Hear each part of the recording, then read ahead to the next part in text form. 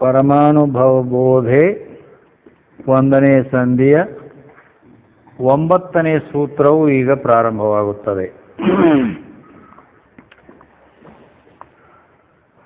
ಭೂತಾದಿಯಿಂದ ಆದವು 5 ಭೂತಗಳು,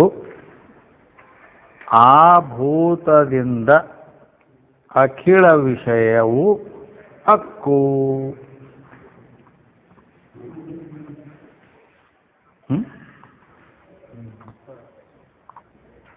ಏನು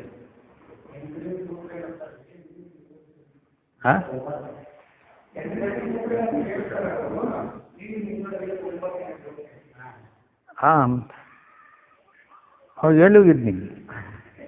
ಬಿಜಾಪುರಕ್ಕೆ ಆ ಕಡೆ ಯಾವರದು? ಆ ಕಡೆ ಹೋಗಿದ್ದೇನೆ. You go to ಅಥರ್ಗ?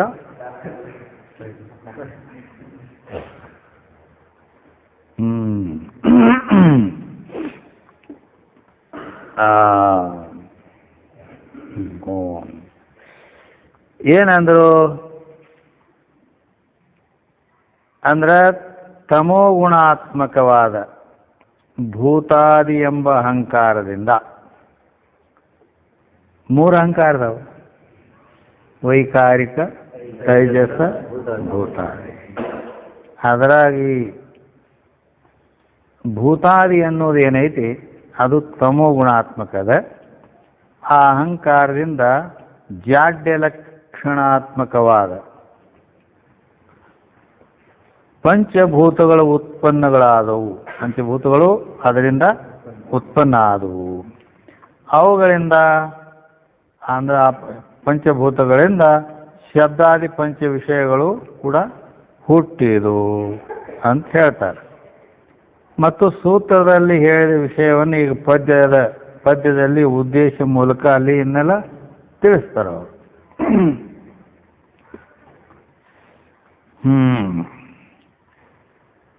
ಭೂತಾದಿ ಎಂಬ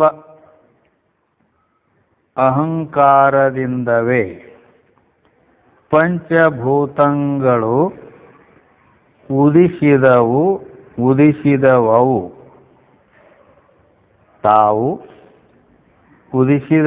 ತಾವು ಈ ತೋರ್ಪ ವಿಷಯ ಸಂಭವ ಬೀಜವಪ್ಪವು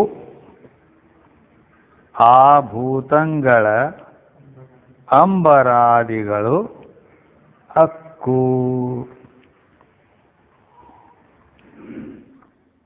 ಅಂದ್ರೆ ಭೂತಾದಿ ತಮೋ ಗುಣಾತ್ಮಕವಾದ ಯಾವುದು ಭೂತಾದಿ ಅಹಂಕಾರ ಐತಲ್ಲ, ಆದ್ದರಿಂದ ಅಹಂಕಾರದ ಆ ಪಂಚಭೂತಗಳು ಉದಿಸಿದವು. ಅದರಿಂದ 5 ಭೂತಗಳು ಹುಟ್ಟಿದವು.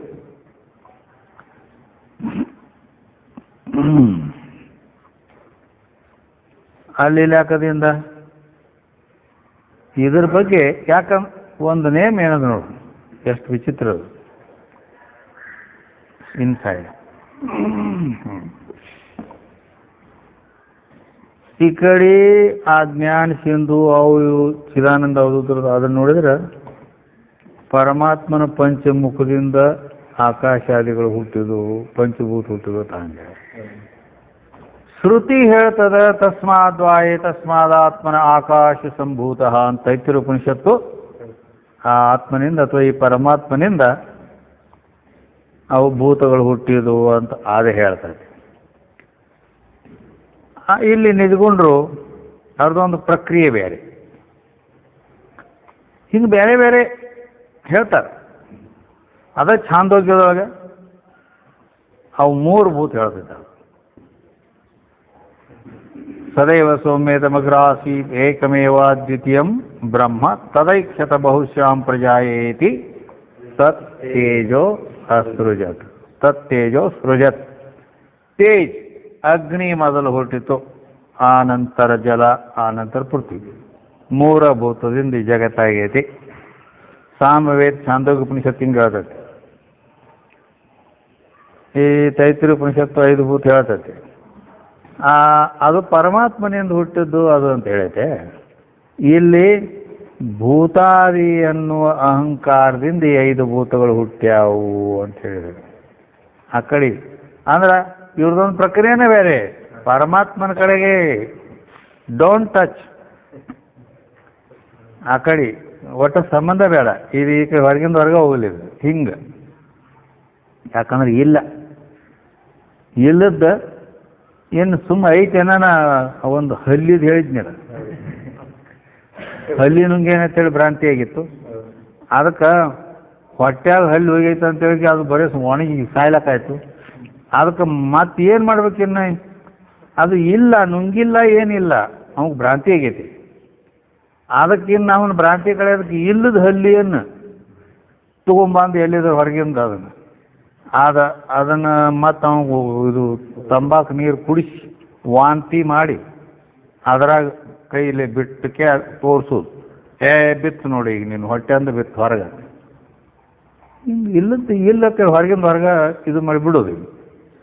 ಆವಾಗ ಅವಾಗ ಸಮಾಧಾನ, ಈಗ ಹೋಯ್ತು ನೋಡಿ ಹೊರಗತ್ತೆ. ಹಂಗೆ ಜಗತ್ತು ಅನ್ನೋದು ಇಲ್ಲ.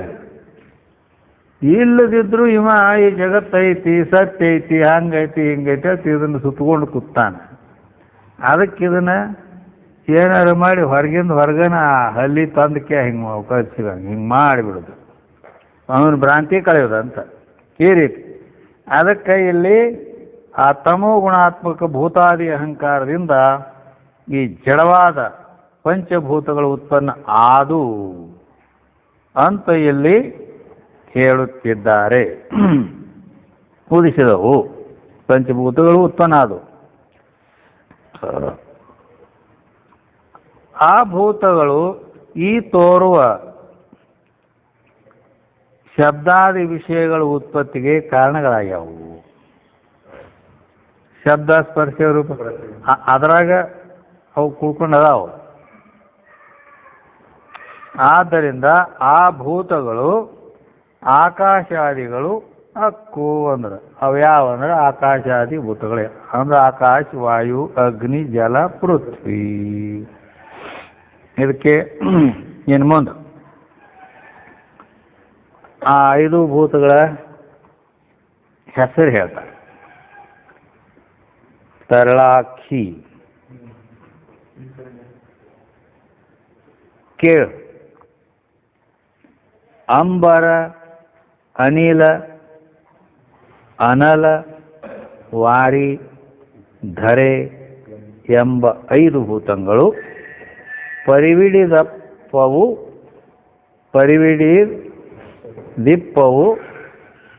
ಅವರ ಲಕ್ಷಣಗಳನ್ನು ಒರೆವೆನು ನಾನು ಇಲ್ಲಿ ನೀನು ಅರಿಯಲ್ಕೆ.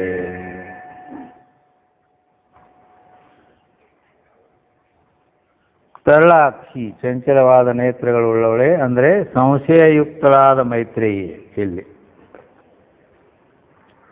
ಕೇಳು, ಆಕಾಶ, ವಾಯು, ಅಗ್ನಿ, ಜಲ, ಭೂಮಿಗಳೆಂಬ 5 ಭೂತಗಳು ಕ್ರಮದಿಂದ ಉತ್ಪನ್ನಗಳಾಗಿರುತ್ತವೆ. ಅವುಗಳ ಲಕ್ಷಣಗಳು ಮುಂದೆ ಹೇಳುವ ಪ್ರಕಾರ ಇರುತ್ತದೆ.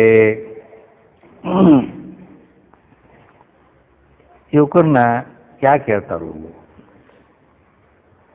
ನಮಗೇನು ಬೇಕಾಗೈತಿ? ಪಂಚಭೂತ ಬೇಕಾಗ್ಯಾವ.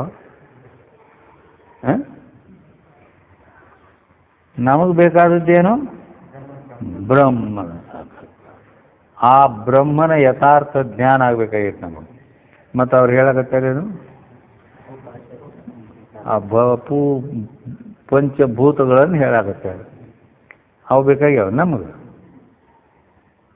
ಮತ್ತು ಇವ್ಯಾಕೆ ಹೇಳಕತ್ತಾರೆ ಸುಮ್ಮ ಅಂತ ಅಂದರೆ, ಆ ಬ್ರಹ್ಮ ಅವಾಂಗ್ಮಾನಸ ಗೋಚರ ಅಂದ್ರೆ ಮಾತು ಮನಸ್ಸಿಗೆ ವಿಷಯ ಇಲ್ಲದಂಥ ಬ್ರಹ್ಮನನ್ನು ತಿಳಿದುಕೊಳ್ಳಬೇಕಾದ್ರೆ ಅದು ಮಾತಿಗೂ ಮನಸ್ಸಿಗೂ ಮೀರಿದ್ದೈತಿ. ಅಂಥದ್ದನ್ನು ತಿಳ್ಕೊಬೇಕಾದ್ರೆ ಹಿಂಗೆ ಡೈರೆಕ್ಟ್ ಹಂಗೆ ತಿಳ್ಕೊಳಕ್ಕೆ ಬರಂಗಿಲ್ಲ. ಅದಕ್ಕೆ ಹಿಂಗೆ ಇವು ಮೊದಲಿನ ಇದು ತೆಗೆದುಬಿಡೋದು. ಇವು ಮಿಥ್ಯಾ ವಸ್ತುಗಳನ್ನು ತೆಗೆದುಬಿಟ್ರೆ ಸತ್ಯ ವಸ್ತು ಅಲ್ಲಿ ಉಳಿತೈತೆ. ಹಂಗೆ ಈ ರೀತಿ. ಅದಕ್ಕಾಗಿ ಇಲ್ಲಿ ಯುವಕರನ್ನ ಉಪೋದ್ಘಾತ ಮಾಡಿ ಹೇಳ್ಯಾರ, ಇಲ್ಲದನ್ನು ಹೇಳ್ಯಾರ. ಹೀಗೆ ಅದಕ್ಕೆ ಇಲ್ಲಿ ಪಂಚಭೂತಗಳ ವಿವೇಕ ಮಾಡಬೇಕು ಅಂತ.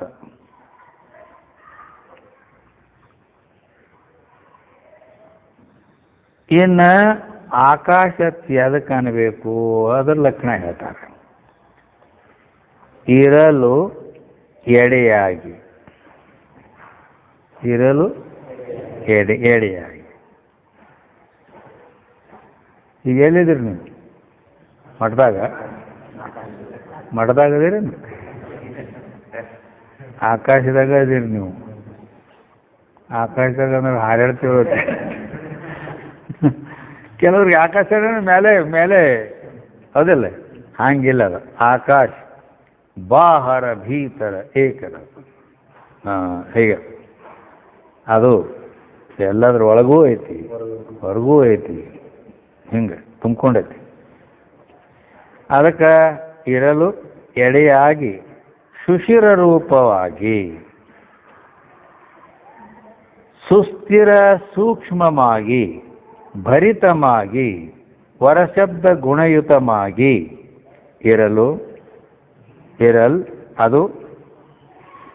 ಅದು ತಾನೇ ನಿರುತದಿಂದ ಅರಿವುದು ಅಂಬರವೆಂದು. ಅಂಬರ ಅಂದ್ರನ ಆಕಾಶ.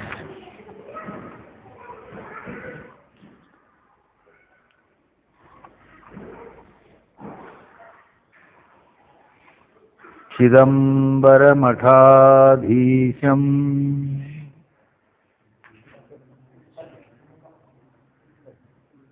ಚಿದಂಬರ ಮಠಾಧೀಶಂ ಅಂಬರ್ ಬಂದದ.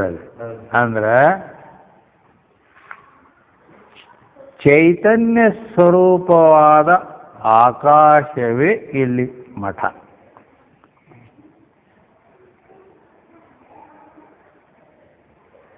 ನಮ್ಮ ಮಠ ಏನದು? ಚೈತನ್ಯ ಸ್ವರೂಪವಾದಂಥ ಚಿದಂಬರ ಅಂದ್ರೆ ಆ ಚೈತನ್ಯ ಸ್ವರೂಪ ಆಕಾಶ, ಈ ಜಡವಾದ ಆಕಾಶ ಅಲ್ಲ. ಅದ ನಮಗೆ ಅಂದ್ರೆ ಮಠ ಆಗೈತಿ ಅಂತ ಸಿದ್ಧಾರೂಢರು. ಹೇಗೆ ಅದಕ್ಕಾಗಿ ಆಕಾಶಕ್ಕೆ ಅಂಬರ ಅಂತ ಅಲ್ಲಿ ಶಬ್ದ ಪ್ರಯೋಗ. ವ್ಯಾಪಕ ಪರಿಪೂರ್ಣ ಐತಿಲ್ಲೋ, ಮತ್ತ ಅದೇ ನಮ್ಮ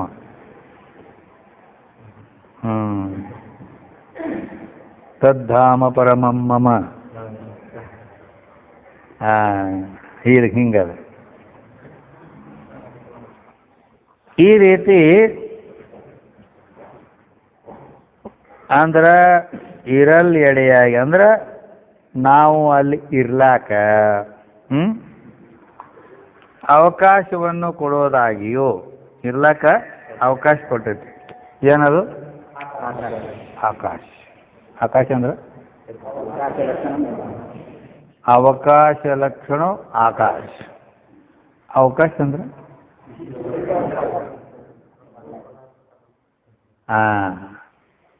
ಆಕಾಶಕ್ಕೆ ಎದಕ್ಕೆ ಅನ್ಬೇಕು ಅಂದ್ರೆ ಅವಕಾಶ ಲಕ್ಷಣ ಉಳ್ಳದಕ್ಕನ ಆಕಾಶ ಅನ್ಬೇಕು ಅಂತ ಹೇಳಿ. ಹಂಗಾರ ಅವಕಾಶ ಲಕ್ಷಣ ಉಳ್ಳದಕ್ಕೆ ಆಕಾಶ ಅನ್ಬೇಕು. ಮತ್ತು ಅವಕಾಶಕ್ಕೆ ಎದಕ್ಕತ್ತಾರ ಹಂಗಾರ ಅಂದ್ರೆ स्थिति और पसरने का अनुकूल पदार्थ का नाम अवकाश है. स्थिति ಅಂದ್ರೆ ಇರ್ಲಾಕ, ಪಸರ್ನೆ का ಕೈಕಾಲು ಹಿಂಗೆ ಮಾಡ್ಕೊಂಡು ಹಿಂಗೆ ಮಾಡ್ತಾರೆ, ಇದು ಪಸರಾಸೋದು ಅಂತ. ಹೆಂಗೆ ಕೈಕಾಲು ಚಾಚೋದು ಹಿಂಗೆಲ್ಲಕ್ಕೂ ಅನುಕೂಲ ಪದಾರ್ಥ ಯಾವ್ದಾಗೈತೆ ನಮಗೆ, ಅದಕ್ಕೆ ಆಕಾಶ ತಾರೋ.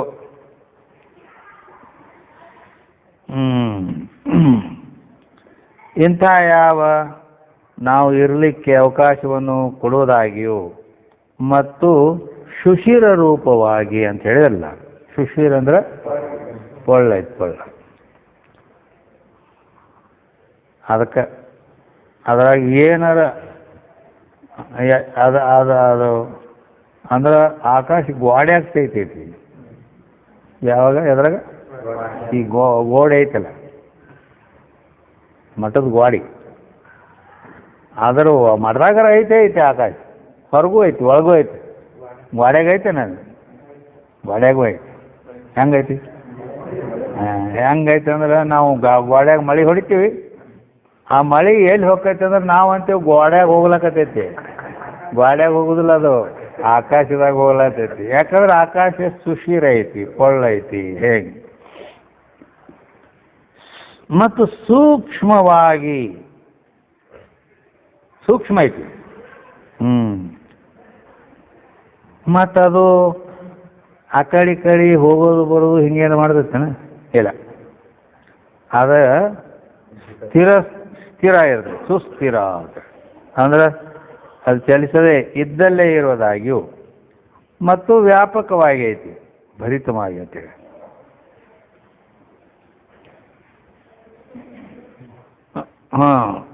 ಪ್ರತಿಧ್ವನಿ ರೂಪ ಶಬ್ದ ಗುಣದಿಂದ ಕೂಡೈತಿ. ಅದು ಪ್ರತಿಧ್ವನಿ ರೂಪ ಶಬ್ದದಿಂದ ಕೂಡೈತಿ. ಶಬ್ದ ಗುಣಕಂ ಆಕಾಶಂ ಅಂತ ಹೇಳ್ತಾರೆ. ಆದ್ದರಿಂದ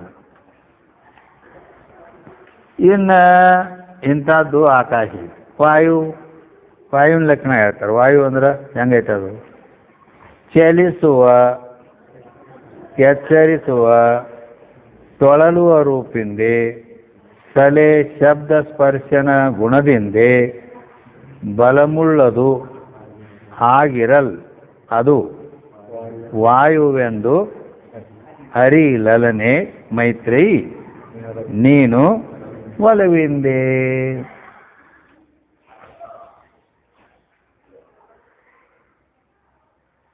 ಚಲಿಸುವ,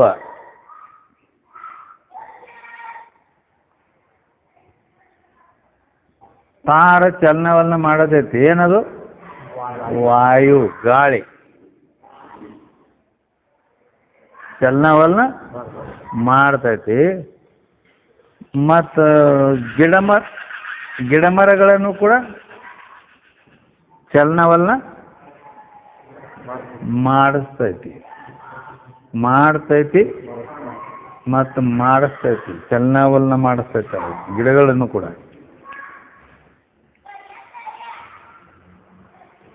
ಮೈಗೆ ತಾಗಿ ಇದು ವಾಯು ಎಂಬುದಾಗಿ ಎತ್ತರಿಸ್ತೈತಿ.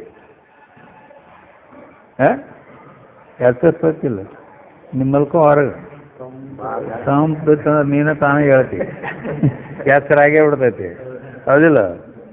ಅದಕ್ಕೆ ಮತ್ತು ಸುಳಿಗಾಳಿ ಮೊದಲಾದ ರೂಪಗಳಿಂದ ಸುತ್ತಲೂ ತಿರುಗುವುದಾಗಿ ಆ ತೃಣಾವತ್,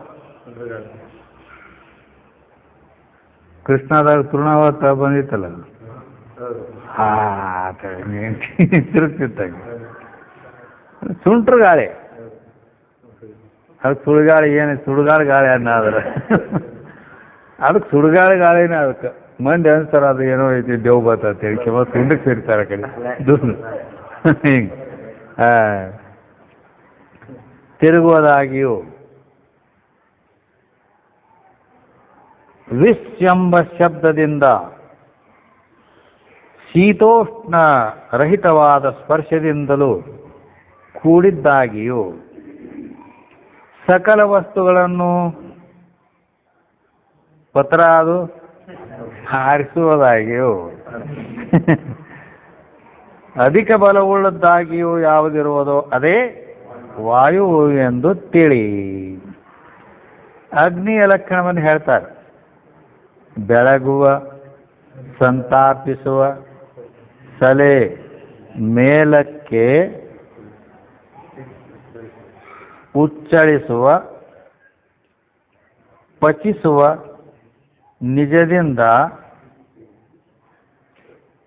ತಿಳಿ ಶಬ್ದ ಸ್ಪರ್ಶನ ರೂಪೆಂಬ ಗುಣದಿಂದೆ ನಿಲೆ ವನ್ನಿ ಅದು ತಾನೇ ಲಲಿತಾಂಗಿ. ಅಂದ್ರೆ ನಿಲೆ ಲಲಿತಾಂಗಿ ಅದು ವನ್ನಿ ಎಂದು ತಿಳಿ. ಬೆಳಗುವ ಅಂದ್ರೆ ಪ್ರಕಾಶ ಮಾಡ್ತದೆ. ಇಲ್ಲಿ ಲಲಿತಾಂಗಿ ಅಂದ್ರೆ ಮನೋಹರವಾದ ಶರೀರವುಳ್ಳ ಮೈತ್ರಿ ಕೇಳು. ಪ್ರಕಾಶ ರೂಪದಿಂದ, ಬೆಳಗು ಅಂದ್ರೇನು? ಪ್ರಕಾಶ ರೂಪದಿಂದ ಘಟಪಟಾದಿ ಪದಾರ್ಥಗಳನ್ನು ಬೆಳಗ್ತದೆ. ಅಗ್ನಿಯಿಂದ ಬೆಳಕು ಬೀಳ್ತದಿಲ್ಲೋ? ಬೆಳಗ್ತದೆ. ಮತ್ತೆ ಹಂಗದ ದಾಹ ರೂಪದಿಂದ ಕಷ್ಟಗೊಳಿಸುವುದು. ಅದು ಅದ್ರ ಜಳಕ ಮನುಷ್ಯಾಗ ಕಷ್ಟ ಆಕೈತಿ, ತ್ರಾಸ ಆಕೈತಿ. ಈಗೇನಾಗುದಿಲ್ಲ, ಈಗ ಮತ್ತಿಟ್ಟು ಸುಖ ಆಕೈತಿ. ಬ್ಯಾಸಿಗ್ಯಾಗ ಮಾತ್ರ ಹಂಗಾಕೈತಿ.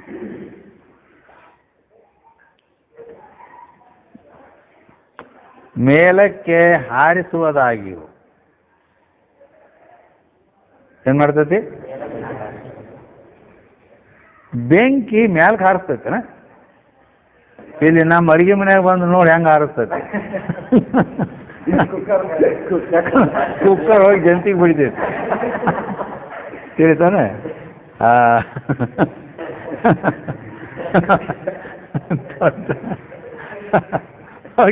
ಎರಡು ಸಲ ಹಾರೈತೆ, ಹೌದಿಲ್ಲ? ಹೋಗಿ ತನ್ನ ಅಲ್ಲಿ ಬಿಡ್ತೈತಿ. ಅದಕ್ಕೆ ಮೇಲಕ್ಕೆ ಅನ್ನಾದಿಗಳನ್ನು ಜೀರ್ಣ ಮಾಡುವುದಾಗಿ. ಯಾಕ ಇಲ್ಲಿ ಜಠರಾಗ್ನಿಯಲ್ಲಿ ಮತ್ತು ಭುಗು ಭುಗು ಎಂಬ ಶಬ್ದದಿಂದಲೂ ಉಷ್ಣ ಸ್ಪರ್ಶದಿಂದಲೂ ರೂಪ ಎಂಬ ಸ್ವಕೀಯ ಗುಣದಿಂದಲೂ ಯಾವುದು ಕೂಡಿಕೊಂಡಿರುವುದೋ ಅದು ಅಗ್ನಿ ಅಂತ ತಿಳ್ಕೋ ಅಂತ ಅದರ ಲಕ್ಷಣ ಹೇಳಿದ್ರು. ಜಲದ ಲಕ್ಷಣ ಹೇಳ್ತಾರೆ. ಜಲ ಅಂದ್ರೆ ಹೇಗಿರ್ತೈತಿ? ಯಾಕಂದ್ರೆ ನಿಮ್ಗೆ ಗೊತ್ತಿಲ್ಲ. ಬರೀ ಜಲ ಅನ್ನೋದು, ನೀರು ಅನ್ನೋದು ಅಷ್ಟ ಗೊತ್ತೈತಿ. ಅದ್ರ ಪೂರ್ಣ ಸ್ವಭಾವ ಪರಿಚಯ ಹೇಗದ? ಹೆಂಗ್ ಮನುಷ್ಯ ಅನ್ನೋದು ಗೊತ್ತೈತಿ. ಮನುಷ್ಯ ಅನ್ನೋದು ಅವನ್ಗೆಲ್ಲ ಪೂರ A to Z ಪರಿಚಯ ಕೊಡ್ಬೇಕಲ್ಲ, ಆ ರೀತಿ. ದ್ರವಣ ಅಂದ್ರೆ ಹರಿತೈತಿ. ನೀರಿನ ಸ್ವಭಾವ ಹೇಳ್ತಾರೆ. ನೀರಂದ್ರೆ ಹೆಂಗಿರ್ತೈತಿ? ದ್ರವಣ ಪಿಂಡೀಕರಣಾದಿ ಲಕ್ಷಣದಿಂದೆ ದ್ರವಾತ್ಮಕ ಐತಿ. ನೀರ ಹಿಂಗೆ ಹಾಕಿದ್ರೆ ಹರ್ಕೋತ ಹೋಗ್ತೈತಿ ಇಳಿದ ಕಡೆ. ಪ್ರವಾಹ ರೂಪವಾಗಿ ಹರಿಯುವುದಾಗಿಯೂ ಮತ್ತು ಪಿಂಡೀಕರಣಾದಿ ಲಕ್ಷಣ ಉಳ್ಳದ್ದು ಅಂದ್ರೆ ಪಿಂಡೀಕರಣ. ಅದರಲ್ಲಿ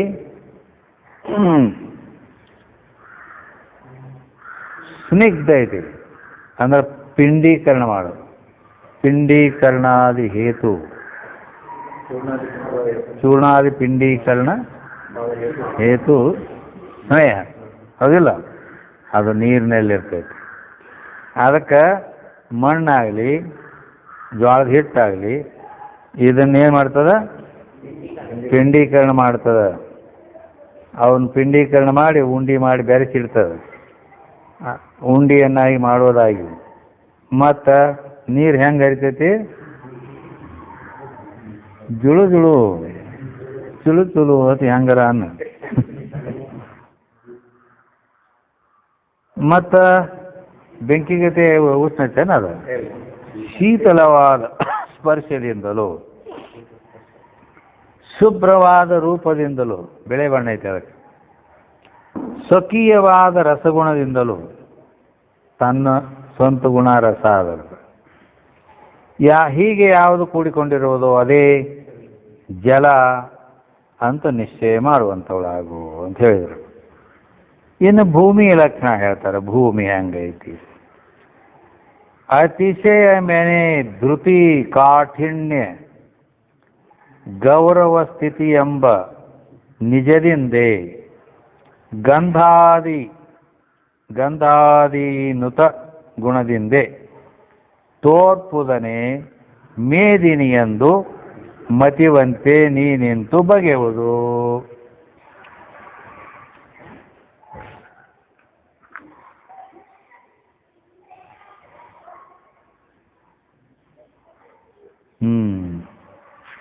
ಅತಿಶಯ ಮೇನೆ ಧೃತಿ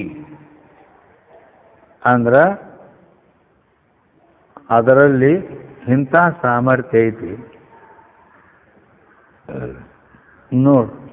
ಎಂತಿಂತ ಮಹಾಮೇರು ಪರ್ವತಗಳು, ಸಮುದ್ರ, ಈ ಎಷ್ಟು ಬಿಲ್ಡಿಂಗ್ಗಳು ಎಲ್ಲ ಎಷ್ಟಿದ್ರು ಎಲ್ಲವನ್ನ ಧಾರಣ ಮಾಡ್ಕೊಂಡು ನಿಂತ್ಬಿಟ್ಟೈತಿ. ಅದಕ್ಕೆ ಧೃತಿ ಅಂದಾರ. ಅದಕ್ಕೆ ಕಾಠಿಣ್ಯ ಅಂದ್ರ ಕಠಿಣ ಸ್ವಭಾವ. ಯತ್ ಕಠಿಣಂ ಸ್ಯಾತ್ ಪೃಥ್ವಿ ಅಂತ ಹಿಂಗೈತಿ ಲಕ್ಷಣ. ಅದಕ್ಕೆ ಗಮನಾಗಮನವಿಲ್ಲದೆ ತಿರುಗಾಡ್ತೇನ? ಇಲ್ಲ, ಹೋಗೋದು ಬರೋದು ಮಾಡೋದಿಲ್ಲ. ಗುರುತ್ವರೂಪದಿಂದ ಇರುವುದಾಗಿ, ಗುರುತ್ವರೂಪದಿಂದ ಇರುವುದಾಗಿ ಅಂದ್ರೆ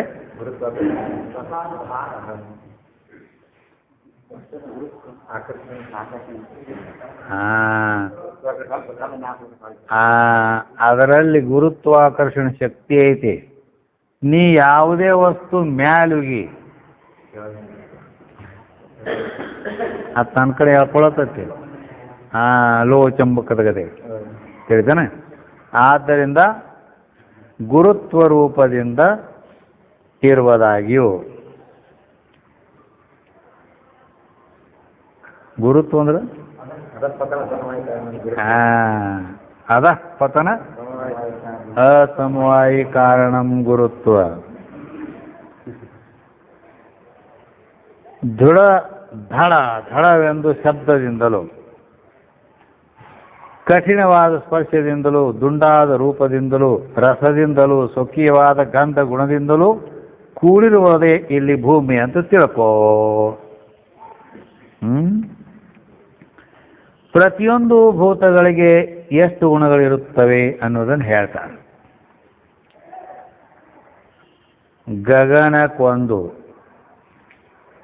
ಆ ವಾಯುವಿಗೆ ಬಳಿಕ 2,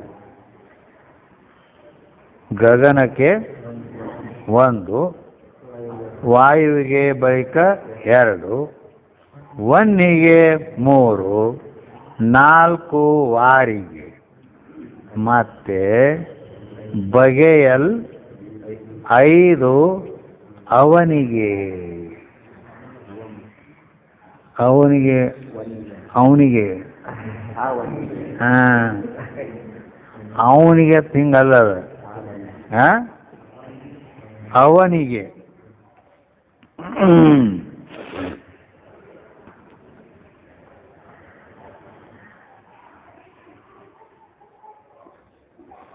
ರವಮುಖ್ಯ ಗುಣಂ ಎಂತು ನೆಗಳಿರ್ಪವು ಈ ಕ್ರಮದೊಳಗೂಡಿ ಅಂತ ಹೇಳಿದರು.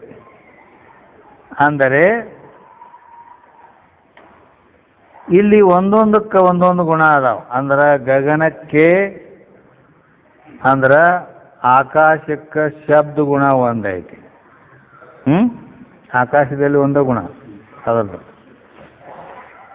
ಆಮೇಲೆ ವಾಯುವಿಗೆ 2 ಗುಣ, ಶಬ್ದ ಸ್ಪರ್ಶ ಅನ್ನೋ 2 ಗುಣ ವಾಯುವಿನಲ್ಲಿ ಇರ್ತಾವ. ವನ್ನಿಗೆ 3 ಗುಣ, ಶಬ್ದ ಸ್ಪರ್ಶ ರೂಪ ಅನ್ನುವ 3 ಗುಣ ಬೆಂಕಿಯಲ್ಲಿ ಇರ್ತಾವ. 4 ವಾರಿಗೆ ಅಂದ್ರ ವಾರಿ ಅಂದ್ರ ಶಬ್ದ ಸ್ಪರ್ಶ ರೂಪ ರಸ ಅಂತಕ್ಕಂಥ 4 ಗುಣಗಳು ಜಲಕ್ಕಿರ್ತಾವ. ಆಮೇಲೆ ವಿಚಾರ ಮಾಡಿ ನೋಡಿದ್ರೆ ಅವನಿಗೆ 5 ಅವನಿಗೆ ಅಂದ್ರ 5 ಅವನಿಗೆ ಅಂದ್ರ ಅವನಿ ಅಂದ್ರ ಭೂಮಿ. 5 ಗುಣ ಇರ್ತಾವ ಭೂಮಿಯಲ್ಲಿ. ಅದಕ್ಕೆ ಅಲ್ಲಿ ಬಗೆಯಲ್ 5 ಅವನಿಗೆ ಅಂದ್ರೆ ಅವನಿಗೆ 5 ಗುಣ ಅಂದ್ರೆ ಭೂಮಿಗೆ 5 ಗುಣ. ಭೂಮಿಯಲ್ಲಿ ಅವು ಶಬ್ದ, ಸ್ಪರ್ಶ, ರೂಪ, ರಸ, ಗಂಧ ಅಂತೇಳಿ 5 ಗುಣಗಳು ಭೂಮಿಯಲ್ಲಿ ಇರ್ತಾವ. ರವ ಮುಖ್ಯ ಗುಣಂ ಅಂದ್ರಲ್ಲಿ ರವ ಮುಖ್ಯ ಗುಣಂ ಅಂದ್ರೆ ಶಬ್ದವೇ ಮುಖ್ಯವಾದ 5 ಗುಣಗಳು ಅಂತ. ಅಂದ್ರೆ ಶಬ್ದ, ಸ್ಪರ್ಶ, ರೂಪ, ರಸ ಅಂತ ಗಂಧ ಅಂತ 5. ಇಂತು ಈ ರೀತಿ ಈ ಕ್ರಮದೊಳಗೂಡಿ ಈ ಕ್ರಮದಿಂದ ಕೂಡ್ಕೊಂಡು ನೆಗಳಿರ್ಪವು ಅಂದ್ರೆ ಇವು ಇರ್ತಾವು. ಅದನ್ನೇ ಪಂಚದಶಿಯಲ್ಲಿ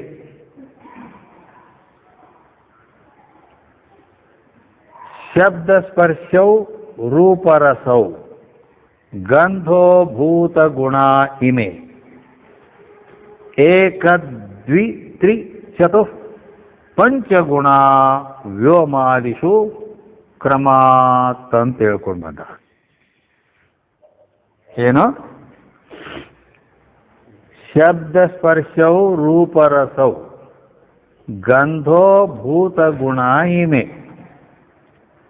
ಏಕ ದ್ವಿ ತ್ರಿ ಚತು ಪಂಚಗುಣ ವ್ಯೋಮಾದಿಷು ಕ್ರಮಾತ್. ಕ್ರಮಾತ್ ಅಂದ್ರೆ ವ್ಯೋಮಾದಿಷು. ವ್ಯೋಮ ಅಂದ್ರೆ ಆಕಾಶ.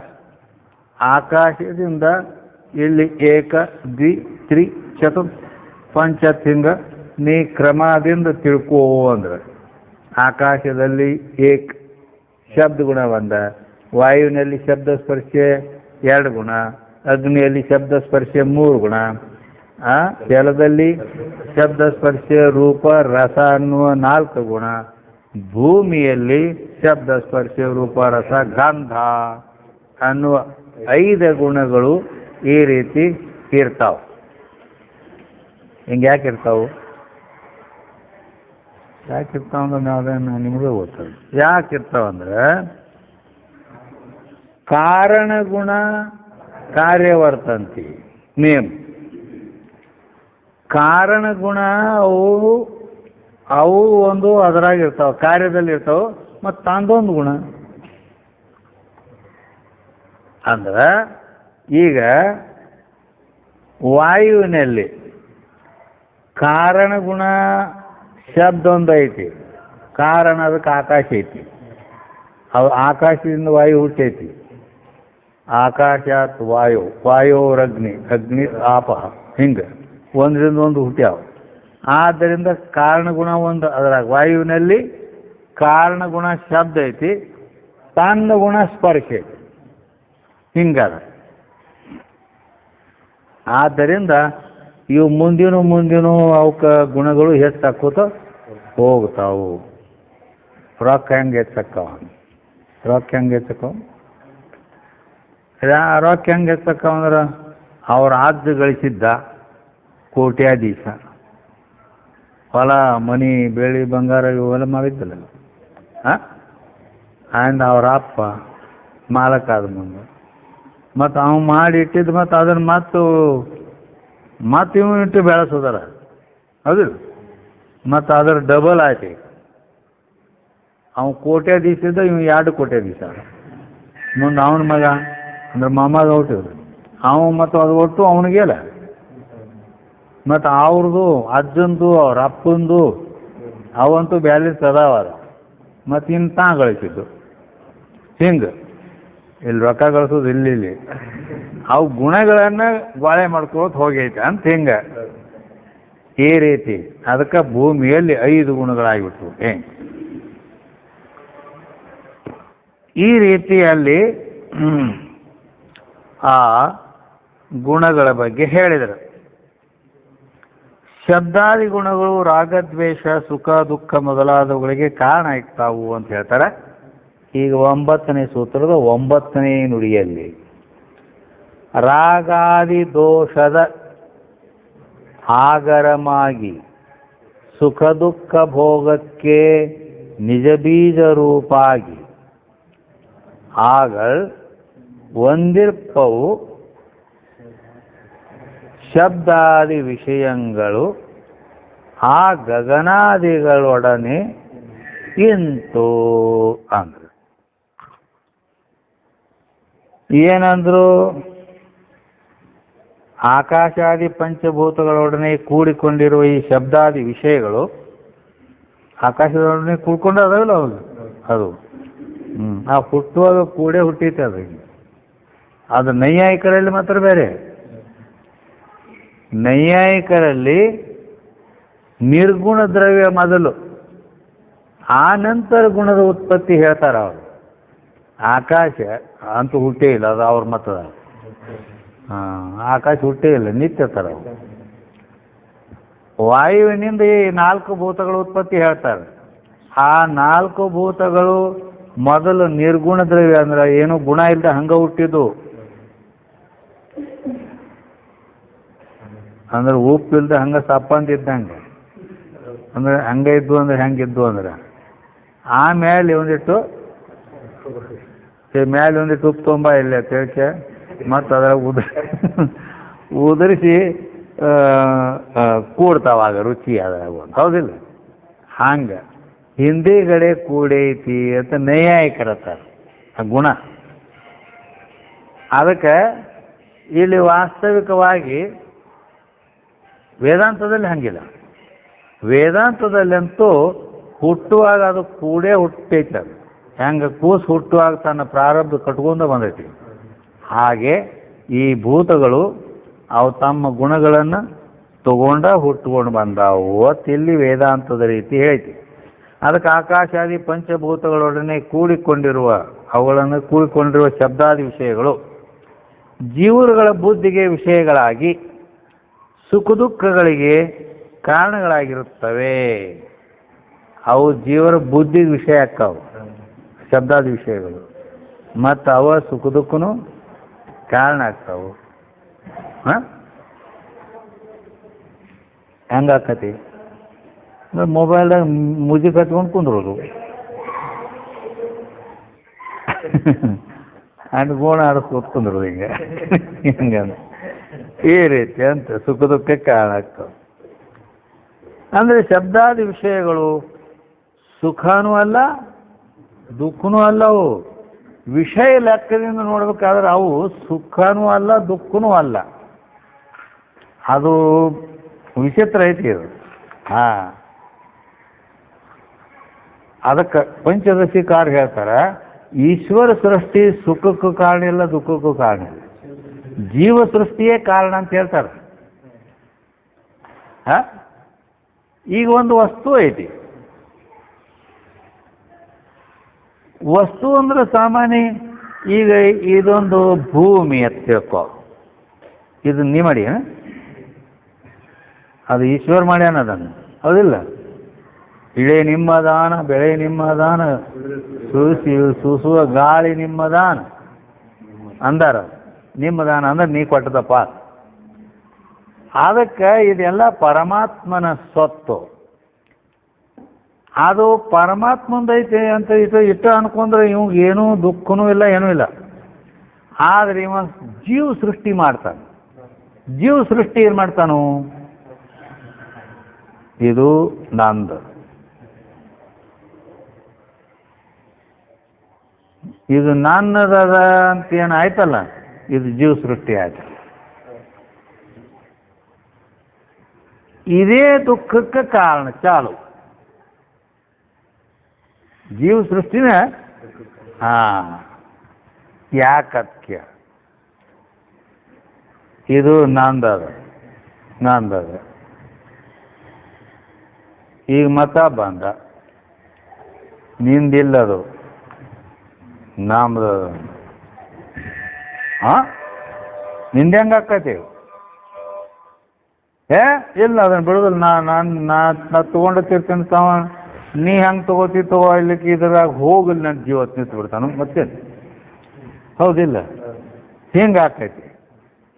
ಮತ್ತು ಅದು ನನ್ನದು ಅಂತ ಹೇಳ್ಕ್ಯಾರ ಇದ್ದಿದ್ದಿಲ್ಲ ಅಂದ್ರೆ ಈಗ ನಿಂದ ಅಲ್ಲಪ್ಪ, ಮತ್ತು ನಂದಲ್ಲ, ನಮ್ದೈತಿ, ನಿಂದ ತಗೊಂಗಾರ, ನಿಂದಿದ್ರೆ ತೊಗೊಂಡ್ಬಿಡ ಮತ್ತೇನು. ಯಾಕಂದ್ರೆ ನಾವು ನಂದು ಅಂತ ಹಿಡ್ಕೊಂಡೇ ಇಲ್ಲ. ದುಃಖ ಇಲ್ಲಕತಿ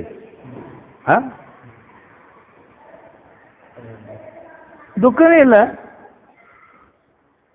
ಅದು ಜೀವ ಸೃಷ್ಟಿ ಮಾಡ್ಕೊಂಡು ಅದನ್ನು ನನ್ನದು ಅಂತ ಹೇಳಿಕೆ ಅಲ್ಲಿ ಅಹಂಭಾವ ಇಟ್ಕೊಂಡು ನಾ ಮಮಕಾರಕ್ಕೆ ವಿಷಯ ಆಯ್ತಂದ್ರೆ ಅವಾಗ ದುಃಖ ಆಗ್ತೈತಿ. ಹೆಂಗೆ ಅಲ್ಲ, ಈ ರೀತಿ ಜಗತ್ತಿನ ಯಾವುದೇ ಒಂದು ವಸ್ತು ಅದರಲ್ಲಿ ಅಹಂಕಾರ ಮಮಕಾರ ಅಂತಕ್ಕಂಥವನೇ ಬಂಧನಕಾರಿ ಅದಾವ. ಮಮಕಾರದಿಂದ ಮಿಕ್ಕಿನ ಬಂಧ ಮುಂಟೆ ಅಂತ ಅದಕ್ಕೆ ನಿಜ್ಗುಂಡ ಅಂತಾರೆ. ಅದಕ್ಕೆ ಅಲ್ಲಿ ಇದು ನಂದದ ಅಂತ ಹೇಳಿಕೆ ನಾವು ಅದನ್ನು ನಂದು ಹೆಂಗಿರ್ತೈತೆ ಅದು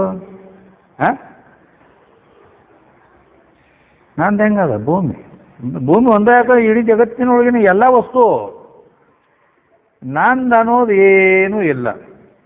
ಆಯಾ ಹೈ ಖಾಲಿ ಹಾತ್ ಜಾಯಿಗ ಬಿ ಖಾಲಿ ಹಾತ್ ಹೆಂಗದ. ಅದಕ್ಕಾಗಿ ಈ ರೀತಿ ಇಷ್ಟ ತಿಳ್ಕೊಂಡು ಬಿಟ್ರೆ ದುಃಖ ಎಲ್ಲೈತೆ? ದುಃಖ ಏನೂ ಇಲ್ಲ, ನೋ ಟೆನ್ಷನ್, ಶಾಂತ. ಈ ರೀತಿ ಪರಮಶಾಂತಿ ಯಾಕೈತಿ ಅದಕ್ಕೆ. ಆದ್ದರಿಂದ ಈ ಶಬ್ದಾದಿ ವಿಷಯಗಳು ಏನದಾವು ಇವು ಸುಖಕ್ಕೂ ಕಾರಣ ಅಲ್ಲ, ದುಃಖಕ್ಕೂ ಕಾರಣ ಅಲ್ಲ. ಅವನ್ನ ನಾವು ಮಾಡ್ಕೋತೀವಿ ಹಂಗೆ. ಇದು ನನಗೆ ಪ್ರಿಯ ಐತಿ ಅಂತ ಅದರ ಮೇಲೆ ಅನುಕೂಲ ಐತಿ ಇದು ನನಗಂತ ಮಾಡ್ಕೊಂಡ ಅಂದ್ರೆ ಅನುಕೂಲ ವೇದನಂ ಸುಖ. ಮತ್ತು ಅದ ನನಗೆ ಪ್ರತಿಕೂಲ ಐತಿ ಮತ್ತು ಪ್ರತಿಕೂಲ ವೇದನಂ ದುಃಖ. ಹಿಂಗ ಎಷ್ಟೇ ಇವು ನಾವು ಅನುಕೂಲ ಇದ್ದದ್ದನ್ನು ಪ್ರೀತಿ ಮಾಡ್ತೇವೆ, ಪ್ರತಿಕೂಲ ಇದ್ದದ್ದನ್ನು ದ್ವೇಷ ಮಾಡ್ತೇವೆ. ಈ ರಾಗ ದ್ವೇಷಗಳೇ ಮುಂದೆ ಅನೇಕ ಸುಖ ದುಃಖಗಳಿಗೆ ಕಾರಣ ಆಗಿಬಿಡ್ತಾವು. ಅಲ್ಲಿ ಅದರಾಗ ಏನೂ ಇಲ್ಲದ ನೀವು ಉದಾಸೀನ ಭಾವದಿಂದ ಇದ್ದುಬಿಟ್ಟೆ ಅಂದ್ರೆ ನಿನಗೆ ಓದೇ ಇಲ್ಲದ, ನಮ್ಗೆ ಇರ್ಲಾಕ್ ಬರವಲ್ದ. ಸುಖದಿಂದ ಇರೋದು ಹೆಂಗ?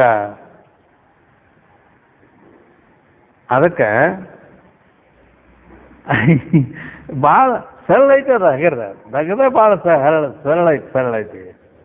ಆದ್ರೆ ಅದನ್ನು ನಾವ ಕಠಿಣ ಮಾಡ್ಕೊಂಡು ಕುಂತೀವಿ. ಯಾಕ ಅಲ್ಲಿ ಮಮಕಾರ ಇದು ಮಾಡ್ಕೊಂಡು ಅದನ್ನ ನನ್ನದು ಅಂತೇನು ಮಾಡ್ಕೊಂಡು ಕುಂತೀವಲ್ಲ, ಇಲ್ಲೇ ಹಿಡ್ಕೊಂಡು ಬಿಟ್ಟೈತಿ ಗಿರಾಣ. ಅದಕ್ಕೆ ಬರೇ ನಾವು ಈ ವಿಷಯಗಳು ಅವು ವಿಷಯ ಪಾಪ ಅವೇನು ಮಾಡ್ತಾವ? ಏನೂ ಮಾಡಂಗಿಲ್ಲ ಅವು. ಯಾಕಂದ್ರೆ ಇಲ್ಲಿ ಹೇಳ್ಯಾರ ನೋಡವು, ಅವು ಸುಖಕ್ಕೂ ಕಾರಣ ಅಲ್ಲ, ದುಃಖಕ್ಕೂ ಕಾರಣ ಅಲ್ಲ. ಅವು ಸುಮ್ಮನಿರ್ತಾವ. ನಾವ ಹೆಂಗೆ ಮಾಡೋದು? ಈಗ ನಾಟಕ ನಡೀತೈತೆ ಗೊತ್ತಿಲ್ಲ. ಆ ನಾಟಕ ನೋಡ್ಲಾಕ ಮಂದಿ ಏನು ಕೂತಿರ್ತಾರಲ್ಲ, ಕೂತಿರ್ತಾರ ಅವರು. ಅವ್ರಿಗೇನು ಅದ್ರ ಗೊಡವೆನೇ ಇಲ್ಲ. ಯಾವುದೂ ಗೊಡವಿಲ್ದ ಕೂತಿರ್ತಾರೆ. ಆ ಪಾತ್ರ ಮಾಡೋರು ಅವರು ತಮ್ಮ ಅರಬಾಟ್ ಮಾಡ್ತಿರ್ತಾರ. ಅದು ಅಂದ್ರೆ ಇವ್ರನ್ನು ನೋಡಿ ಇವ್ರ ಮುಂದೆ ನನ್ನ ಒಂದು ಇದು ಅಭಿನಯ ತೋರಿಸ್ಬೇಕು ಅಂಥೇಳಿ ಆ ರೀತಿ ಅವ ತನ್ನ ಆರ್ಭಾಟ ಮಾಡ್ತಿರ್ತಾನ. ಆ ಮಂದಿ ಕೂತಿರ್ತಾರೆ. ಹಂಗೆ ವಿಷಯಗಳೇನದಾವಲ್ಲ ಅವು ಏನು ಮನೆಗಿಲ್ಲ, ಅವು ತಮ್ಮ ಜಾಗದಾಗ ಇರ್ತಾವ. ಅದನ್ನು ನೋಡಿ ಇದು ಏನೇನೋ ಕಲ್ಪನಾ ಮಾಡ್ಕೊಂಡು ಏನೇನೋ ಮಾಡ್ಕೊಳಕ್ ಹತ್ತೈತಿ. ಹಿಂಗೆ ಅನುಕೂಲ ಇದ್ದದ್ರಲ್ಲಿ ಪ್ರೀತಿ ಮಾಡೋದು, ಪ್ರತಿಕೂಲ ಇದ್ದದ್ರಲ್ಲಿ ದ್ವೇಷ ಮಾಡೋದು, ಹಿಂಗೆ ಮಾಡಿಕೊಂಡು ಸುಖ ದುಃಖಕ್ಕೆ ಕಾರಣಿವ ಆಗ್ತಾರೆ. ಅದಕ್ಕೆ ಶಾಸ್ತ್ರ ಏನು ಹೇಳ್ತೈತಿ? ಎಲ್ಲಕ್ಕೂ ಸಾಕ್ಷಿ ಭಾವದಿಂದ ಸುಮ್ಮಿದ್ದು ಬಿಡ. ನಿನಗೇನು ಗೊಡವಿನೇ ಇಲ್ಲ, ನಿನಗೆ ಯಾವ ತ್ರಾಸನೇ ಇಲ್ಲ, ನೋ ಟೆನ್ಷನ್. ಹಿಂಗದ ಪಾರಮಾರ್ಥ ಇದನ್ನ ಕಲಿಸ್ತದೆ. ಬದುಕಲು ಕಲೀರಿ, ಹೆಂಗೆ ಬದುಕಬೇಕು ನಾವು ಜಗತ್ತಿನೊಳಗೆ.